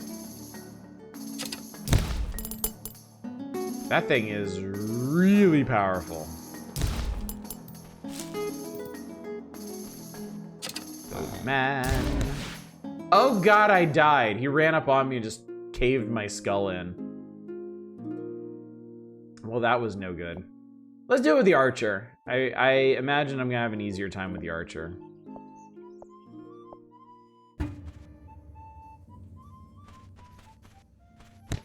Why did I do that? Why did I walk into that guy? Cave your skull in of God. Shoot! Bang! Goat man.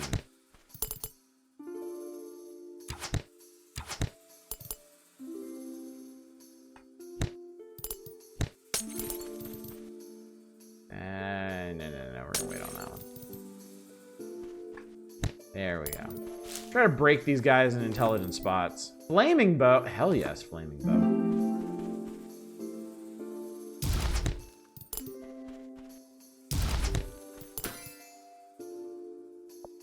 Level up's coming fast and furious. Roll is a really nice escape tool. Oh, Lord. Like, case in point. Whee!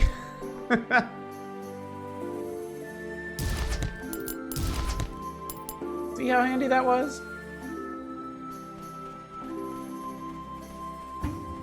Oh, shit. I forgot you don't... Oh, man. I keep forgetting, like, there's no go downstairs button. It just happens when you step on stairs. But I need to stop doing that.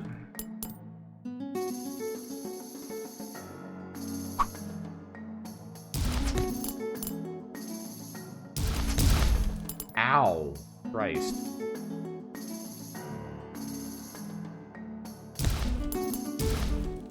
Okay. So those guys blow up like bots. See, when dudes walk into those, they just vanish from existence. Bit off-putting.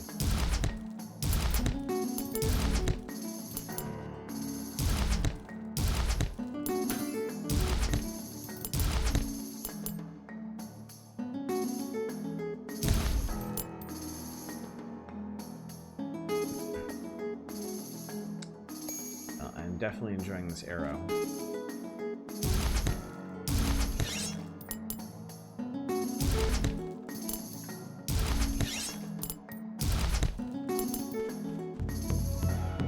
Oh, I didn't want creepy companionship.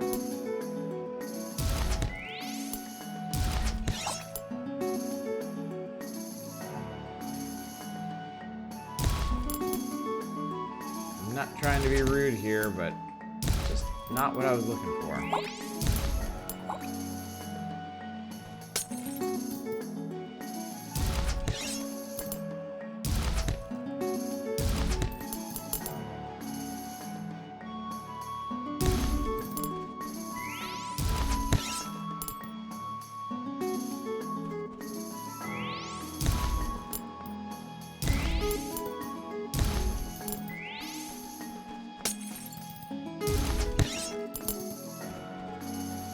Okay, so I guess, obviously, crits are not deterministic.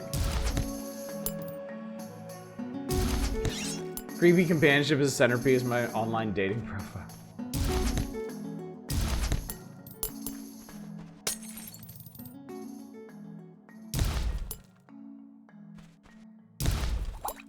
Ow. Unfortunately, I can heal off this.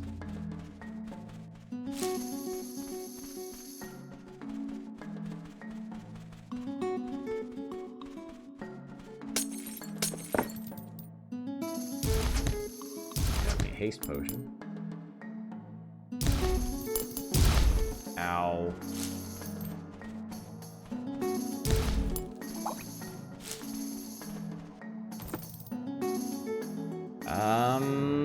Shoots a pillar of flame, shoots a curling whip of flame. I think curling whip is going to be more useful, frankly. Alright. Yeah.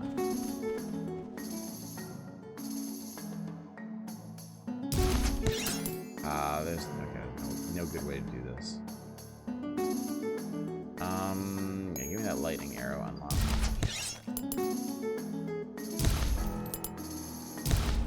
Now, I wonder if I can roll past this junk without taking damage.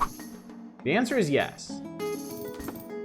Frost barb. Nah, I'm keeping the fire. Fire does a lot of damage.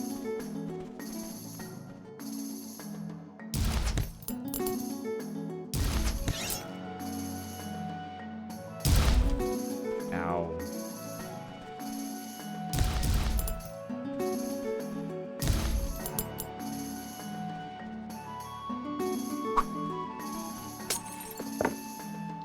Turns you invisible for 50 turns. Cash that out.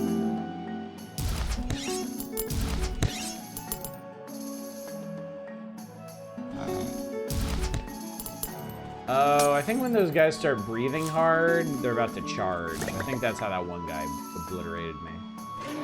Yeah, that's what happened. Ended up obliterating that guy instead.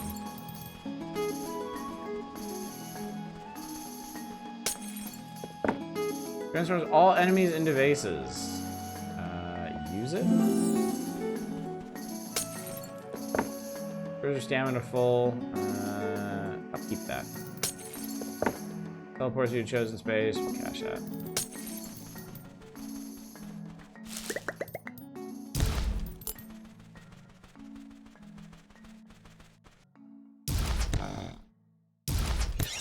Vase scroll works on bosses. I'm gonna laugh. I genuinely don't remember.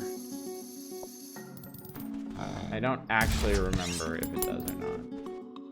But yeah, it would be really funny.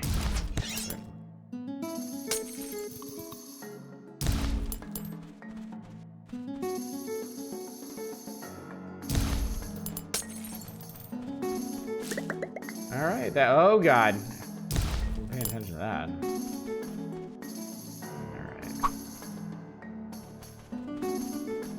All right, we're done down here. All right, the Goatress's lair.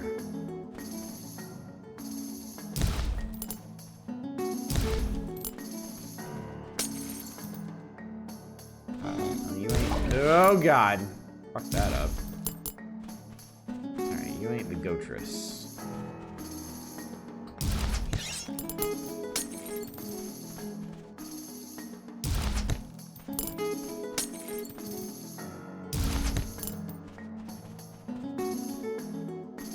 Where would I be if I was a Goatress? Not here, apparently.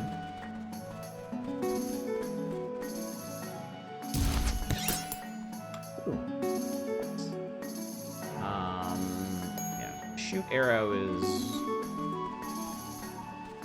our bread and butter skill. Somewhere high, knowing goats. On some improbable ledge somewhere.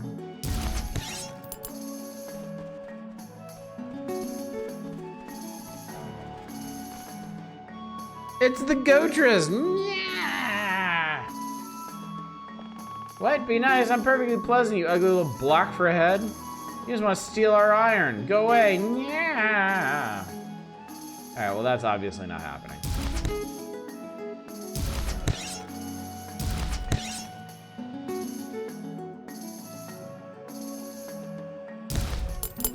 She exploded. She's done. I did it. I delivered my message. Forcefully.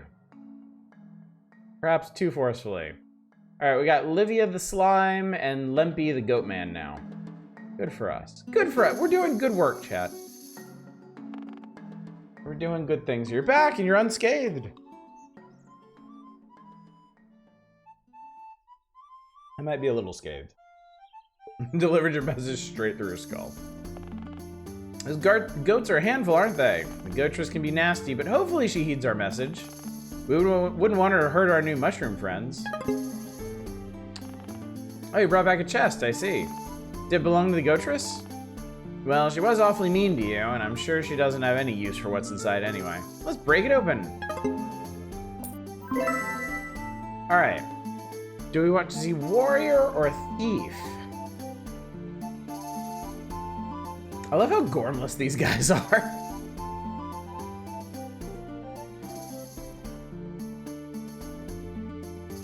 Warrior.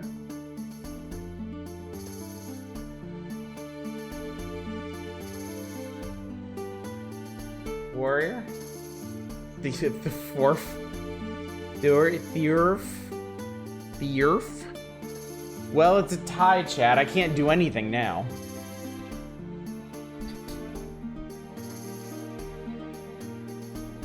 The crowds have spoken and they've decided fucking nothing. Fell your foes with cold steel. Alright, you get credit for that one. Wonderful, your civilization continues to grow. Now I have some more great news. Since you set out for Goturku, the mushrooms have grown too. In fact, it seems they've evolved their own civilization. In such a short amount of time, how splendid. They even have a capital city called Big Tree. I'm planning a visit just now. I'm going to arrange a summit between their leaders and a cloghead emissary. Oh, this is also unexpected, also wonderful. Two civilizations are thriving. I told you I could do it, Racco. I told you. Oh. Ignore that cloghead. I will return. For now, I'm off to Big Tree. When you're ready, come look for me on the world map. Okay, well, I can do that. Shorp. I'm like 40 gold away from another Academy expansion. Damn. Well,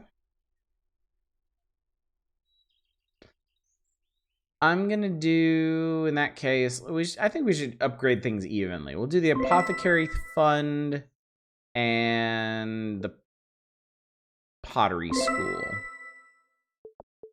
I think that's reasonable. What do you want?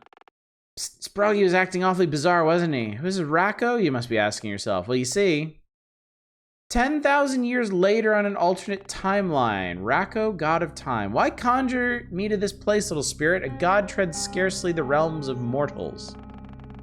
I seek the dominion of time, Racco. Look upon my realm and behold the chaos that befalls it.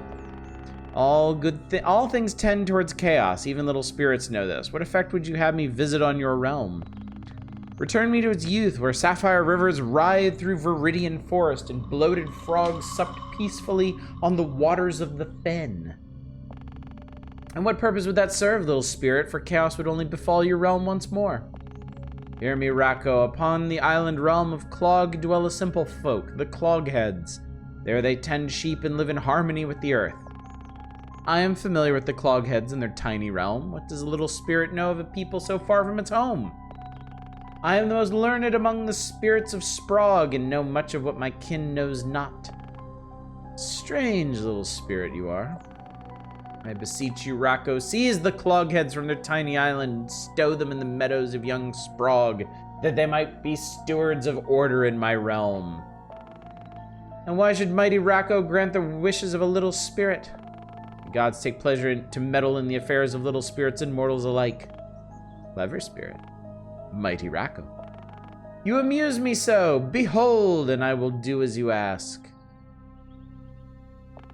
There, now I educated you for real. Anyone can figure out how to spend gold. Good grief. Bye. Oh, Spence. Alright, back out of the world map. So, I've returned from Big Tree, where I met with the Mushroom Elders. I'm amazed at how quickly their civilizations progressed. Unfortunately, there's a faction among the mushroom population that sees the Clogheads as a threat. I tried to assure them that nothing could be further from the truth, but they remain doubtful. This saddens me greatly. Why should two civilizations be hostile to each other? It's so unnecessary. Don't worry, though. I've hatched a plan. The Mushroom Elders are convening a council at Big Tree to discuss the future of mushroom and Cloghead relations. You should send an adventurer to plead with them. I'm sure you can convince them of your peaceful intentions. Why am I so sure? Oh, I know these things. By Racco, I do. So go to Big Tree, plead your case, and the mushrooms and Clogheads can begin their grand friendship. Farewell and good luck. Guess we'll have to go on a mission to peace. Peace. Yes, Sproggy ordered us to be kidnapped across time. Back in this era, the Clogheads were plucked from their lands and dropped here in Sprog to be stewards of civilization. And you know what that means? Doing a colonizer. Prove we're not dangerous by killing a significant faction of them. All right, so we need somebody diplomatic. We need somebody who can plead our case. I'm going to send the thief. I'm sure this will go great.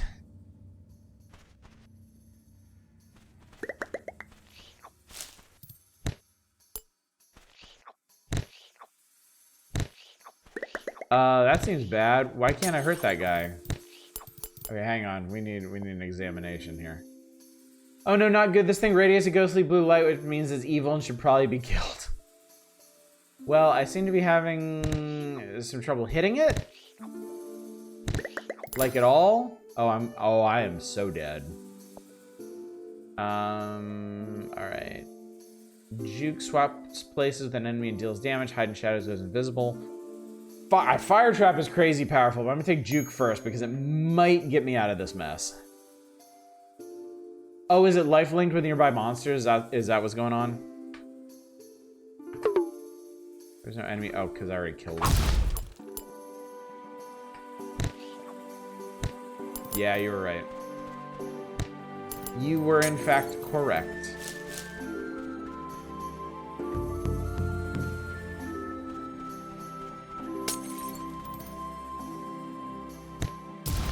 Ow.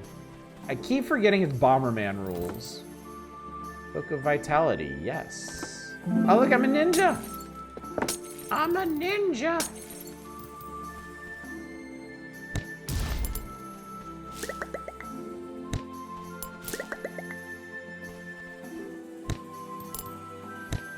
You're not a ninja, I can see you. You could be lying. You could just be pretending to see me to rain on my particular ninja parade.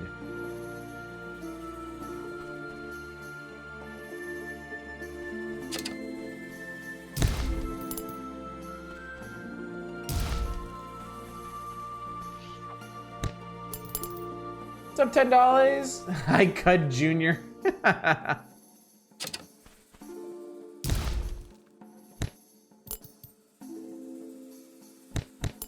Damn it. Oh, pain. Oh, the agony. Oh, Lord have mercy.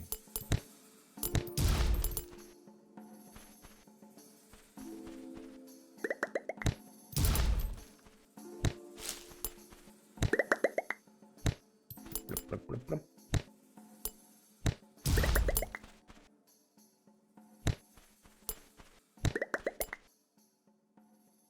To marry me a ninja, you don't look like Chris Farley. Alright, juke that guy. That worked much better. Much better. Showered with wealth and mushrooms, apparently. They keep showering me with mushrooms. I'm not asking for this.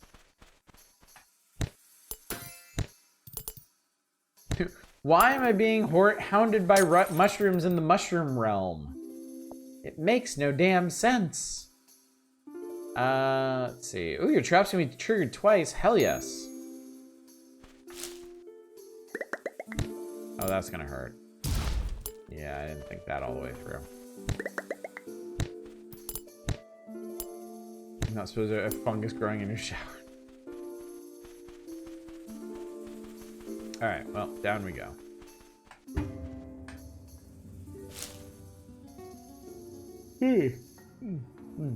Excuse me, my streamer asked for no mushrooms.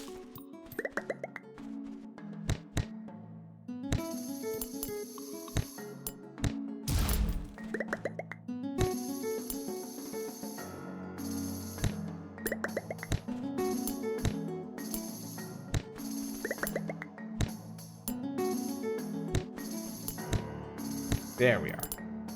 I think the mushroom leaders noticed you killing mushrooms outside. Nah, I'm sure it's fine. I'm sure it's okay.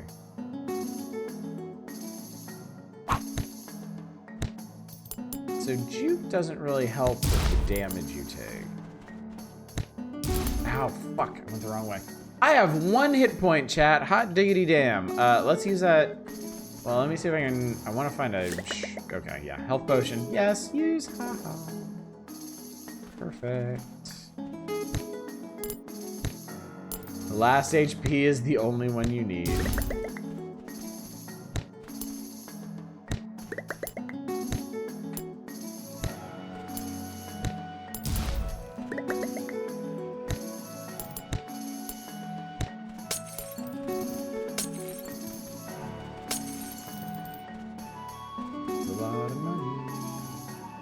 Helpful to have more to get in the way of that last one, though. True. Yeah. You're not wrong.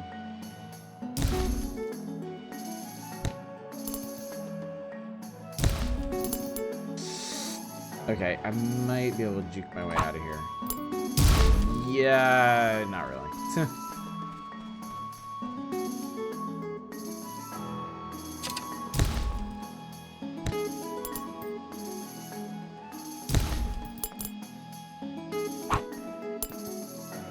Yeah, that just kind of ensures they're all gonna blow.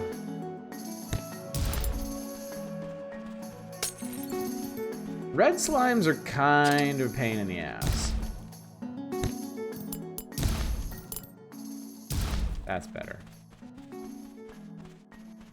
It's hard to stay away from explosions, dude. Explosions are big and explodey.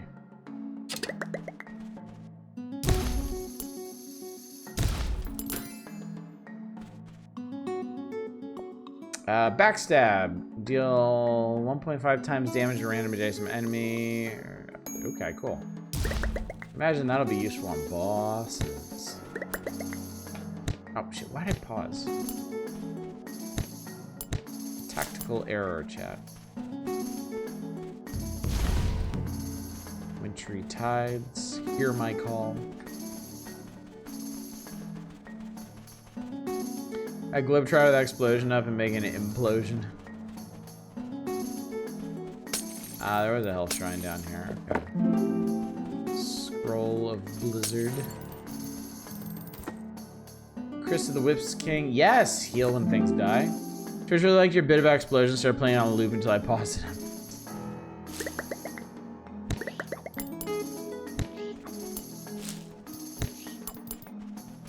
Alright, cool.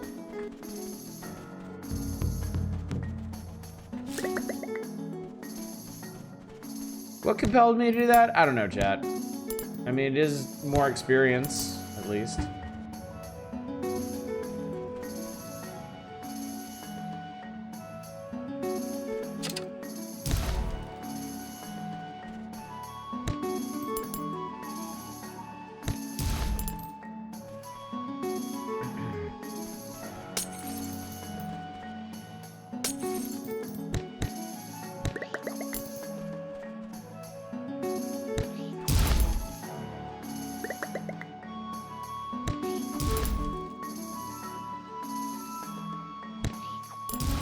Ow. I keep forgetting and moving in like straight lines away from the explosion. Like a dumbass.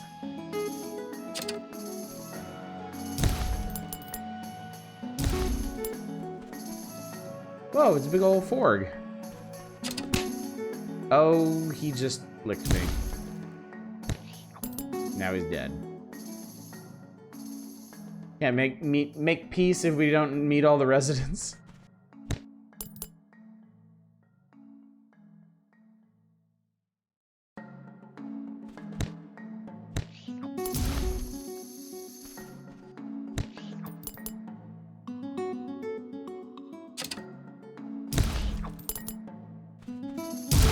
Again, I keep moving in straight lines away from these guys. I need to sidestep. I keep forgetting that. Cone of Flames. Your fire attacks deal 50% more damage? Hell yes. That sounds amazing. No, I'm gonna keep the Scroll of Blizzard. Ain't seen one of these guys in a hot minute.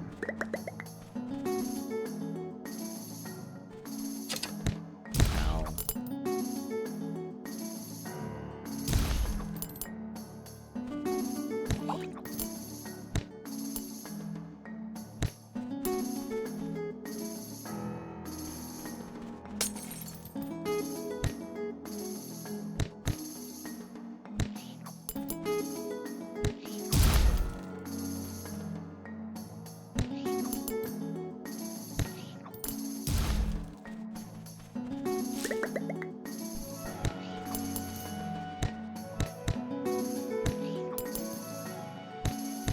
Keep messing up my timing and taking extra hits, and that really adds up really fast.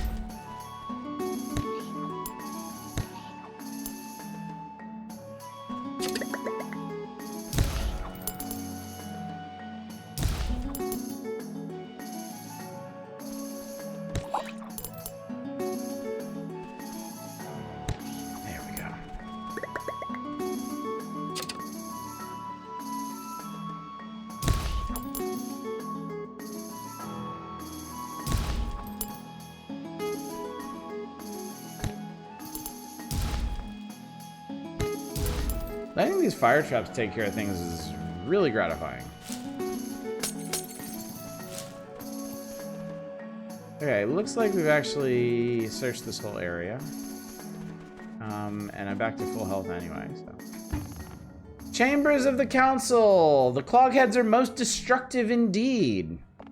I've already put down Gentle Big Ick, and they pillage the Goatress's warrens. If left unchecked, they will wreak havoc on our society. Yip, yip, we must think of the mushrooms first. Yip, yip, the Clogheads must go. Please, siblings, hear me. I've visited with the Clogheads. I've broken bread in their homes. You misunderstand the nature of their actions. They are simple and peace-loving people. They value order and community above all. Okay, look at us, real quick. Just look at who we sent as our diplomatic representative to this shit.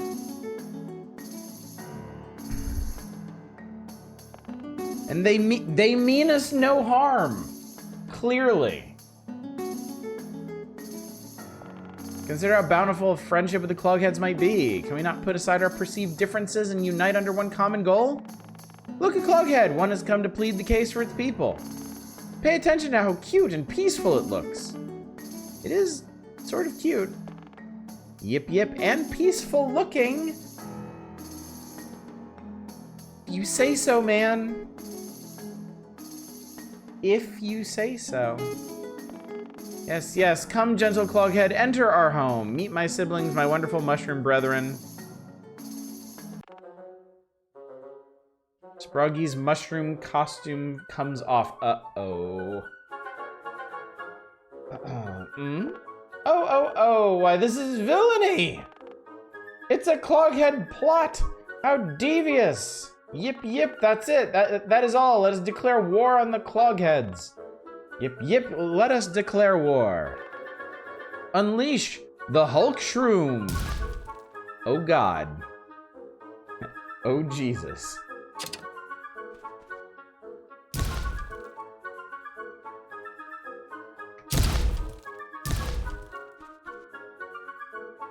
Am I close enough to backstab? Ow! Christ!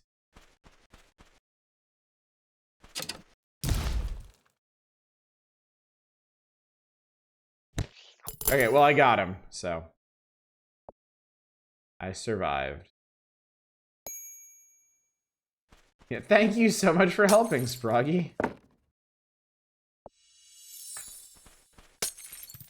Anyone else want to negotiate?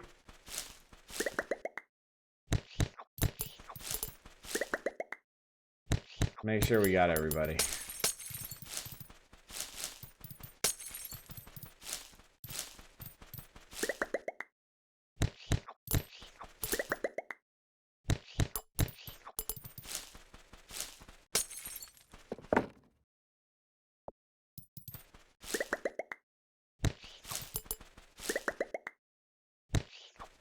So peaceful. It'd be very funny if you died of shrooms before you could leave. Wouldn't that be amazing?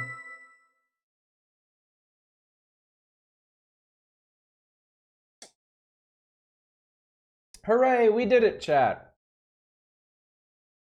We got Nero, the red slime, and Jokahanen. You say so. That did not go as planned. I should have used a professional tailor for my mushroom disguise. Now the mushrooms are convinced the whole fiasco is a Cloghead plot. They will not be reasoned with. How upsetting. On the plus side, you did salvage his chest from the chamber of the council. I suggest returning it, but the mushrooms will probably kill you. Might as well open it up. Well, it looks like we're getting that warrior after all. Oh, your village is so lovely, so civilized. I hope that the mushrooms don't burn it down. I must think on how to appease them. By Rocco, I must devise a plan. I'll return Cloghead. For now, savor the comforts of civilization, then come find me. Let's see. Well, I can expand the academy, so I shall. Peace will come, but whether born of harmony or entropy, I cannot say. For perfect peace, none can survive. Alright. Oh no, no, no! Cloghead, come quick! Something awful has happened. Mushroom civilization expanding so quickly. They're multiplying, evolving. They've spread beyond Sproggiwood and into Ghostfen. Ghostfen is a scary place full of hungry, bloated frogs and creepy spiders, but that's not all. An even greater danger lurks in the waters of the fen. They aren't ready. They have no idea. Look, I know the Clogheads and the mushrooms are not on the best of terms. Yes, they were furious when they discovered our plot at Big Tree. Yes, they declared war on your people, but they are in grave danger. You must help them. You're their only hope. You must journey into the heart of the Ghost Fen. The way in lies through the bloated grotto where the giant frog Rumako makes his lair. Go there and best Rumako, carve a path into the fen before it's too late. What does the ghost flame you tell us that? He says the same thing. If you haven't found any presents, he chides you for it. All right. Well, we got our warrior. Let's try our warrior. All right. A present. Forsooth.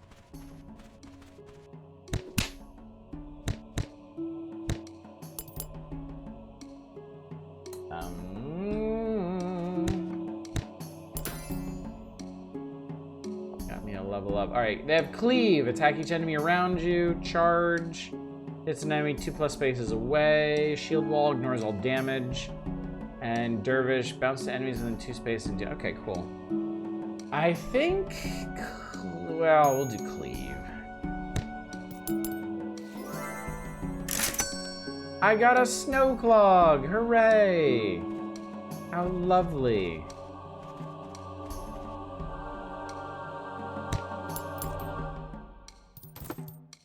Fire flare mail. Nice. Oh, we have really cool hair. Kind of like Zoro from One Piece. Except if Zoro is a knight and not a samurai.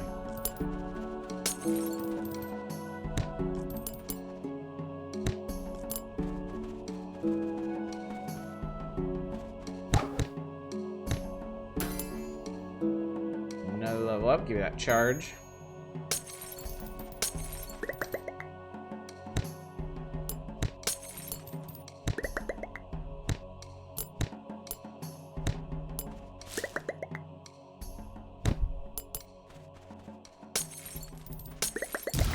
I was gonna say, the guy did that guy just peace out?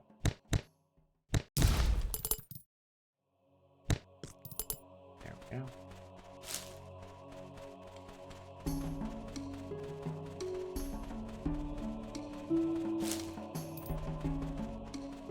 Nice to samurai around that different of an idea. Professional violent idiot swarm to a lord. You know, you're not wrong. You're definitely not wrong. Oh, these are these are teleporters. That's what they are. The enemies stepping on them aren't dying. They're teleporting places. And apparently I am not getting in there. Oh, maybe you get in through this way. That's the way down. Oh, okay. So yeah, I'm not getting in there. Curious.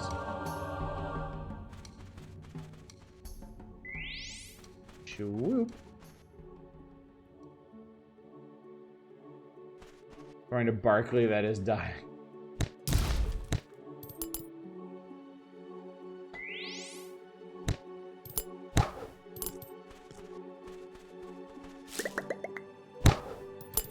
There we go.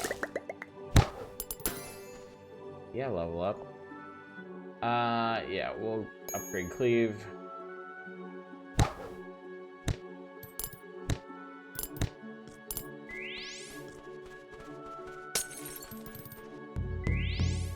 Or the rebuffed. Be gone from this place.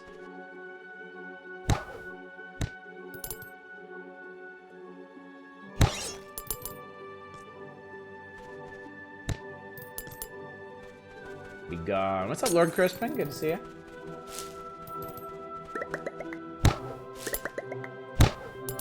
Hey, cleave is really nice. Just hitting everything around me. Make some of this stuff much less complicated. I don't think I can get away from this guy, so we'll just do the thing. Unfortunately, my life is about to expire. I'm down to a single hit point, in fact. How did that happen? Oh, that guy's gonna kill my ass. Like, for sure, for sure.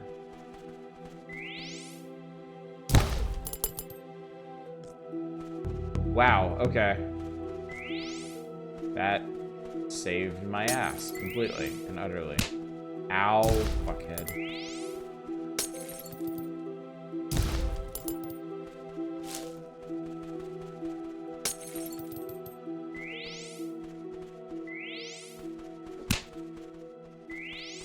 Hell Shrine isn't... Yeah, Hell Shrine isn't even a full refill. Pretty rough, right?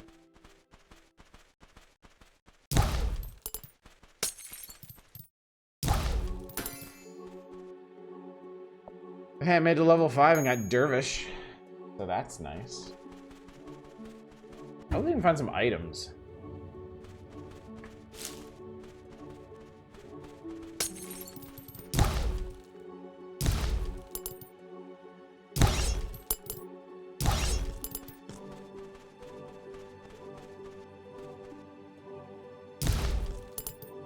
The EXP for enemies that fall into the floor butts. No, the floor butts are teleporters. They're not dying when they fall in there. They're just being sent somewhere else. So I will still have the opportunity to execute them.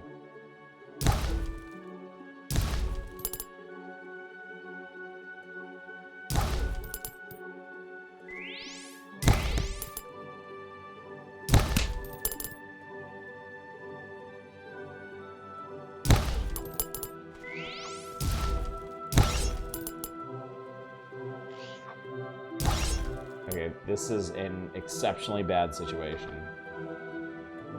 Oh man, that's not what I was hoping for.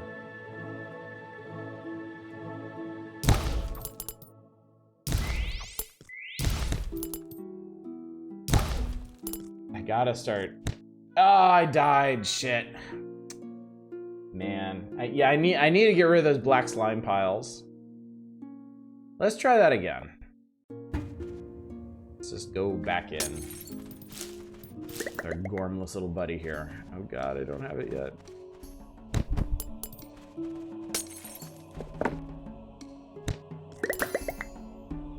Perfect. Level up. Cleave. Cleave.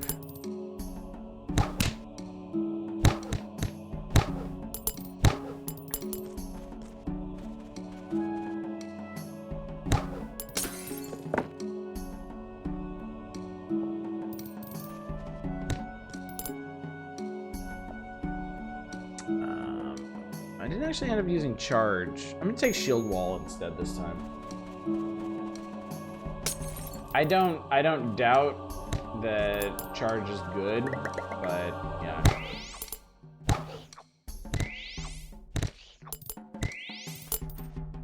A shield wall would have served me much better last time.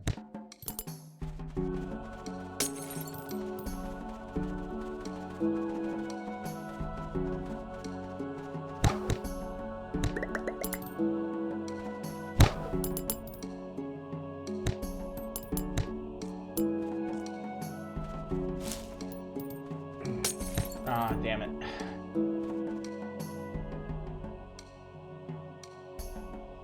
Actually, shield wall. There we go. I have to remember to... Oh, I missed...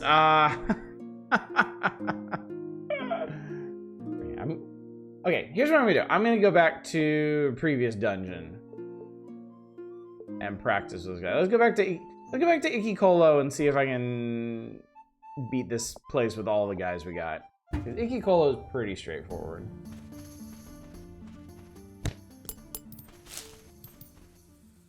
The slimes aren't crazy replicating.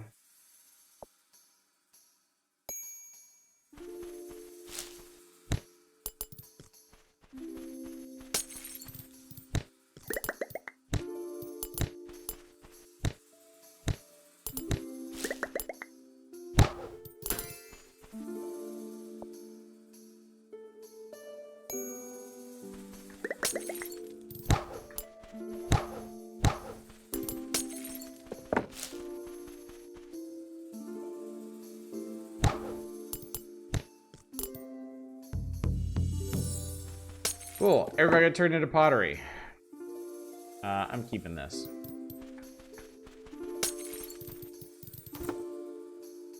I'll take the flaming sword. I will cash that scroll of fireball. Cash that.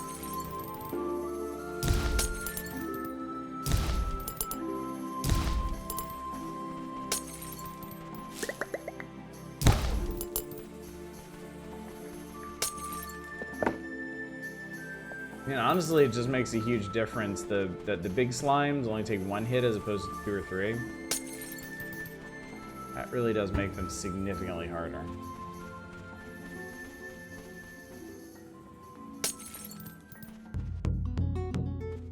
I'm just gonna go straight down. I feel like I don't really need...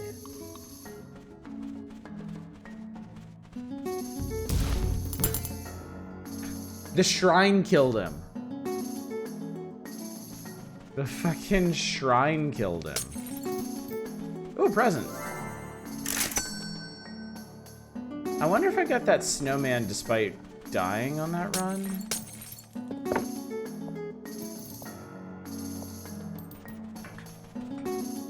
Oh, there's another pot. Oh well. I didn't even check and see. Well, we'll go back to town and check now.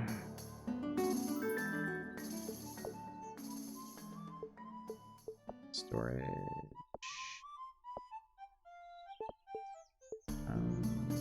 Decoration. Decoration. Not a rock. Here we go. Alright, so snow clog.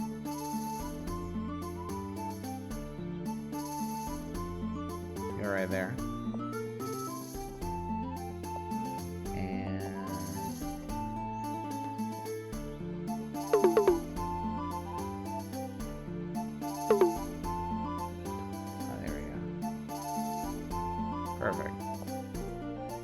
Trader shroom say?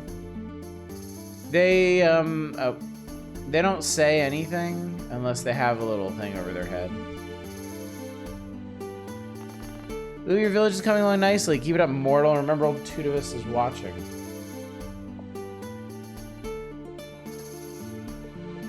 All right, in the shop.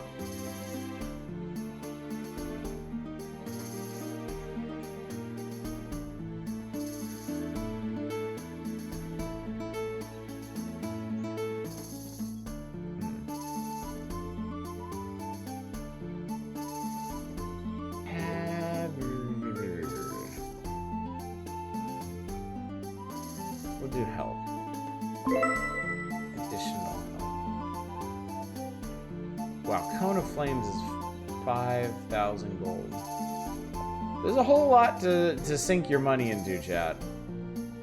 This stuff is really expensive, but yeah.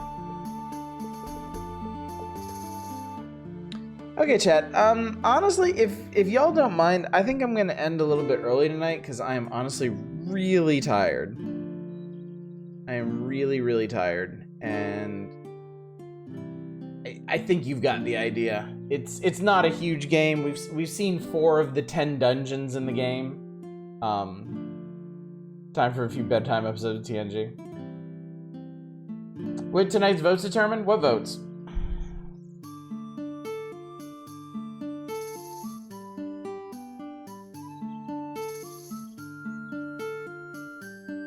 So yeah. I really wanted to show you all this. It'll be a really interesting contrast to Caves of Cud on Monday.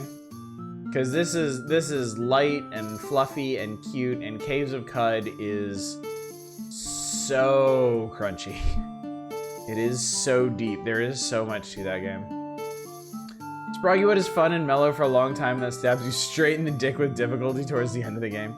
I will say, yeah, the later levels do get more challenging quite a bit. Some of the enemy types are way more devious than the black slimes. There are some fairly complicated ones on towards the end. And like I said, we are playing on normal. If you're used to traditional roguelikes, normal is perfectly manageable. I've beaten the game on normal. Savage difficulty is insanely hard. Savage difficulty, if you actually come to grips with this game, that will stab you in the dick and twist it off. Game borrows a monster from Cud and is way more deadly in this than in Cud. Ain't it funny how that works out? Just the difference in mechanics. Alright, so anyway, chat. Tomorrow night we're back to the Power Hours. Back to the good old pages of Nintendo Power. Friday night, we'll be doing a Master System Odyssey and just praying for some decent games on that system. More Power Hours on Saturday, no stream on Sunday, and then Monday we start Caves of Cud. And a diplomatic playthrough. Democratic. I keep doing that, man. Diplomatic playthroughs. I say it so much, I'm gonna have to figure out what a diplomatic playthrough can be. And we'll have to make that happen. Yeah, I gotta rest up for Cud. Cud's a lot of reading, Cud is a lot of analysis, Cud is a lot of risk-reward analysis, yeah. Twinning Lampreys are rude and Cud, absolute run killers in this. So yeah, that's the plan. That's the plan, chat. That's the plan. So let me go find somebody to raid. Let's go toss somebody an early raid tonight, and I will go get some sleep. Much needed sleep. Oh, well, I'll send you over to Arch tonight. Arch is playing Fields of Mystria, so we can go chill with him for a bit. Oh, this looks terribly charming. Horribly charming. Just ruinously charming. Let's do that. A chat member sends you a game of choice and you send them theirs is what I think a diplomatic game. It's an interesting idea. Alright, anyway, gang, thank you so much for coming out tonight. Thank you for joining me for this nice little look at Sproggiwood. A very cute, very charming roguelike. One that is more or less lost to history, stands in the shadow of Caves of Cud now, but deserves a look nevertheless, especially if you're in the mood for what we call coffee break roguelike. It's nice and satisfying and teaches you really good fundamentals for traditional roguelikes. It does require some sense to get through. Yeah. Anyway, gang, thanks again for coming out. Hopefully I will see you tomorrow night for the Power Hours, but until then, as always, y'all take care. Bye, everybody.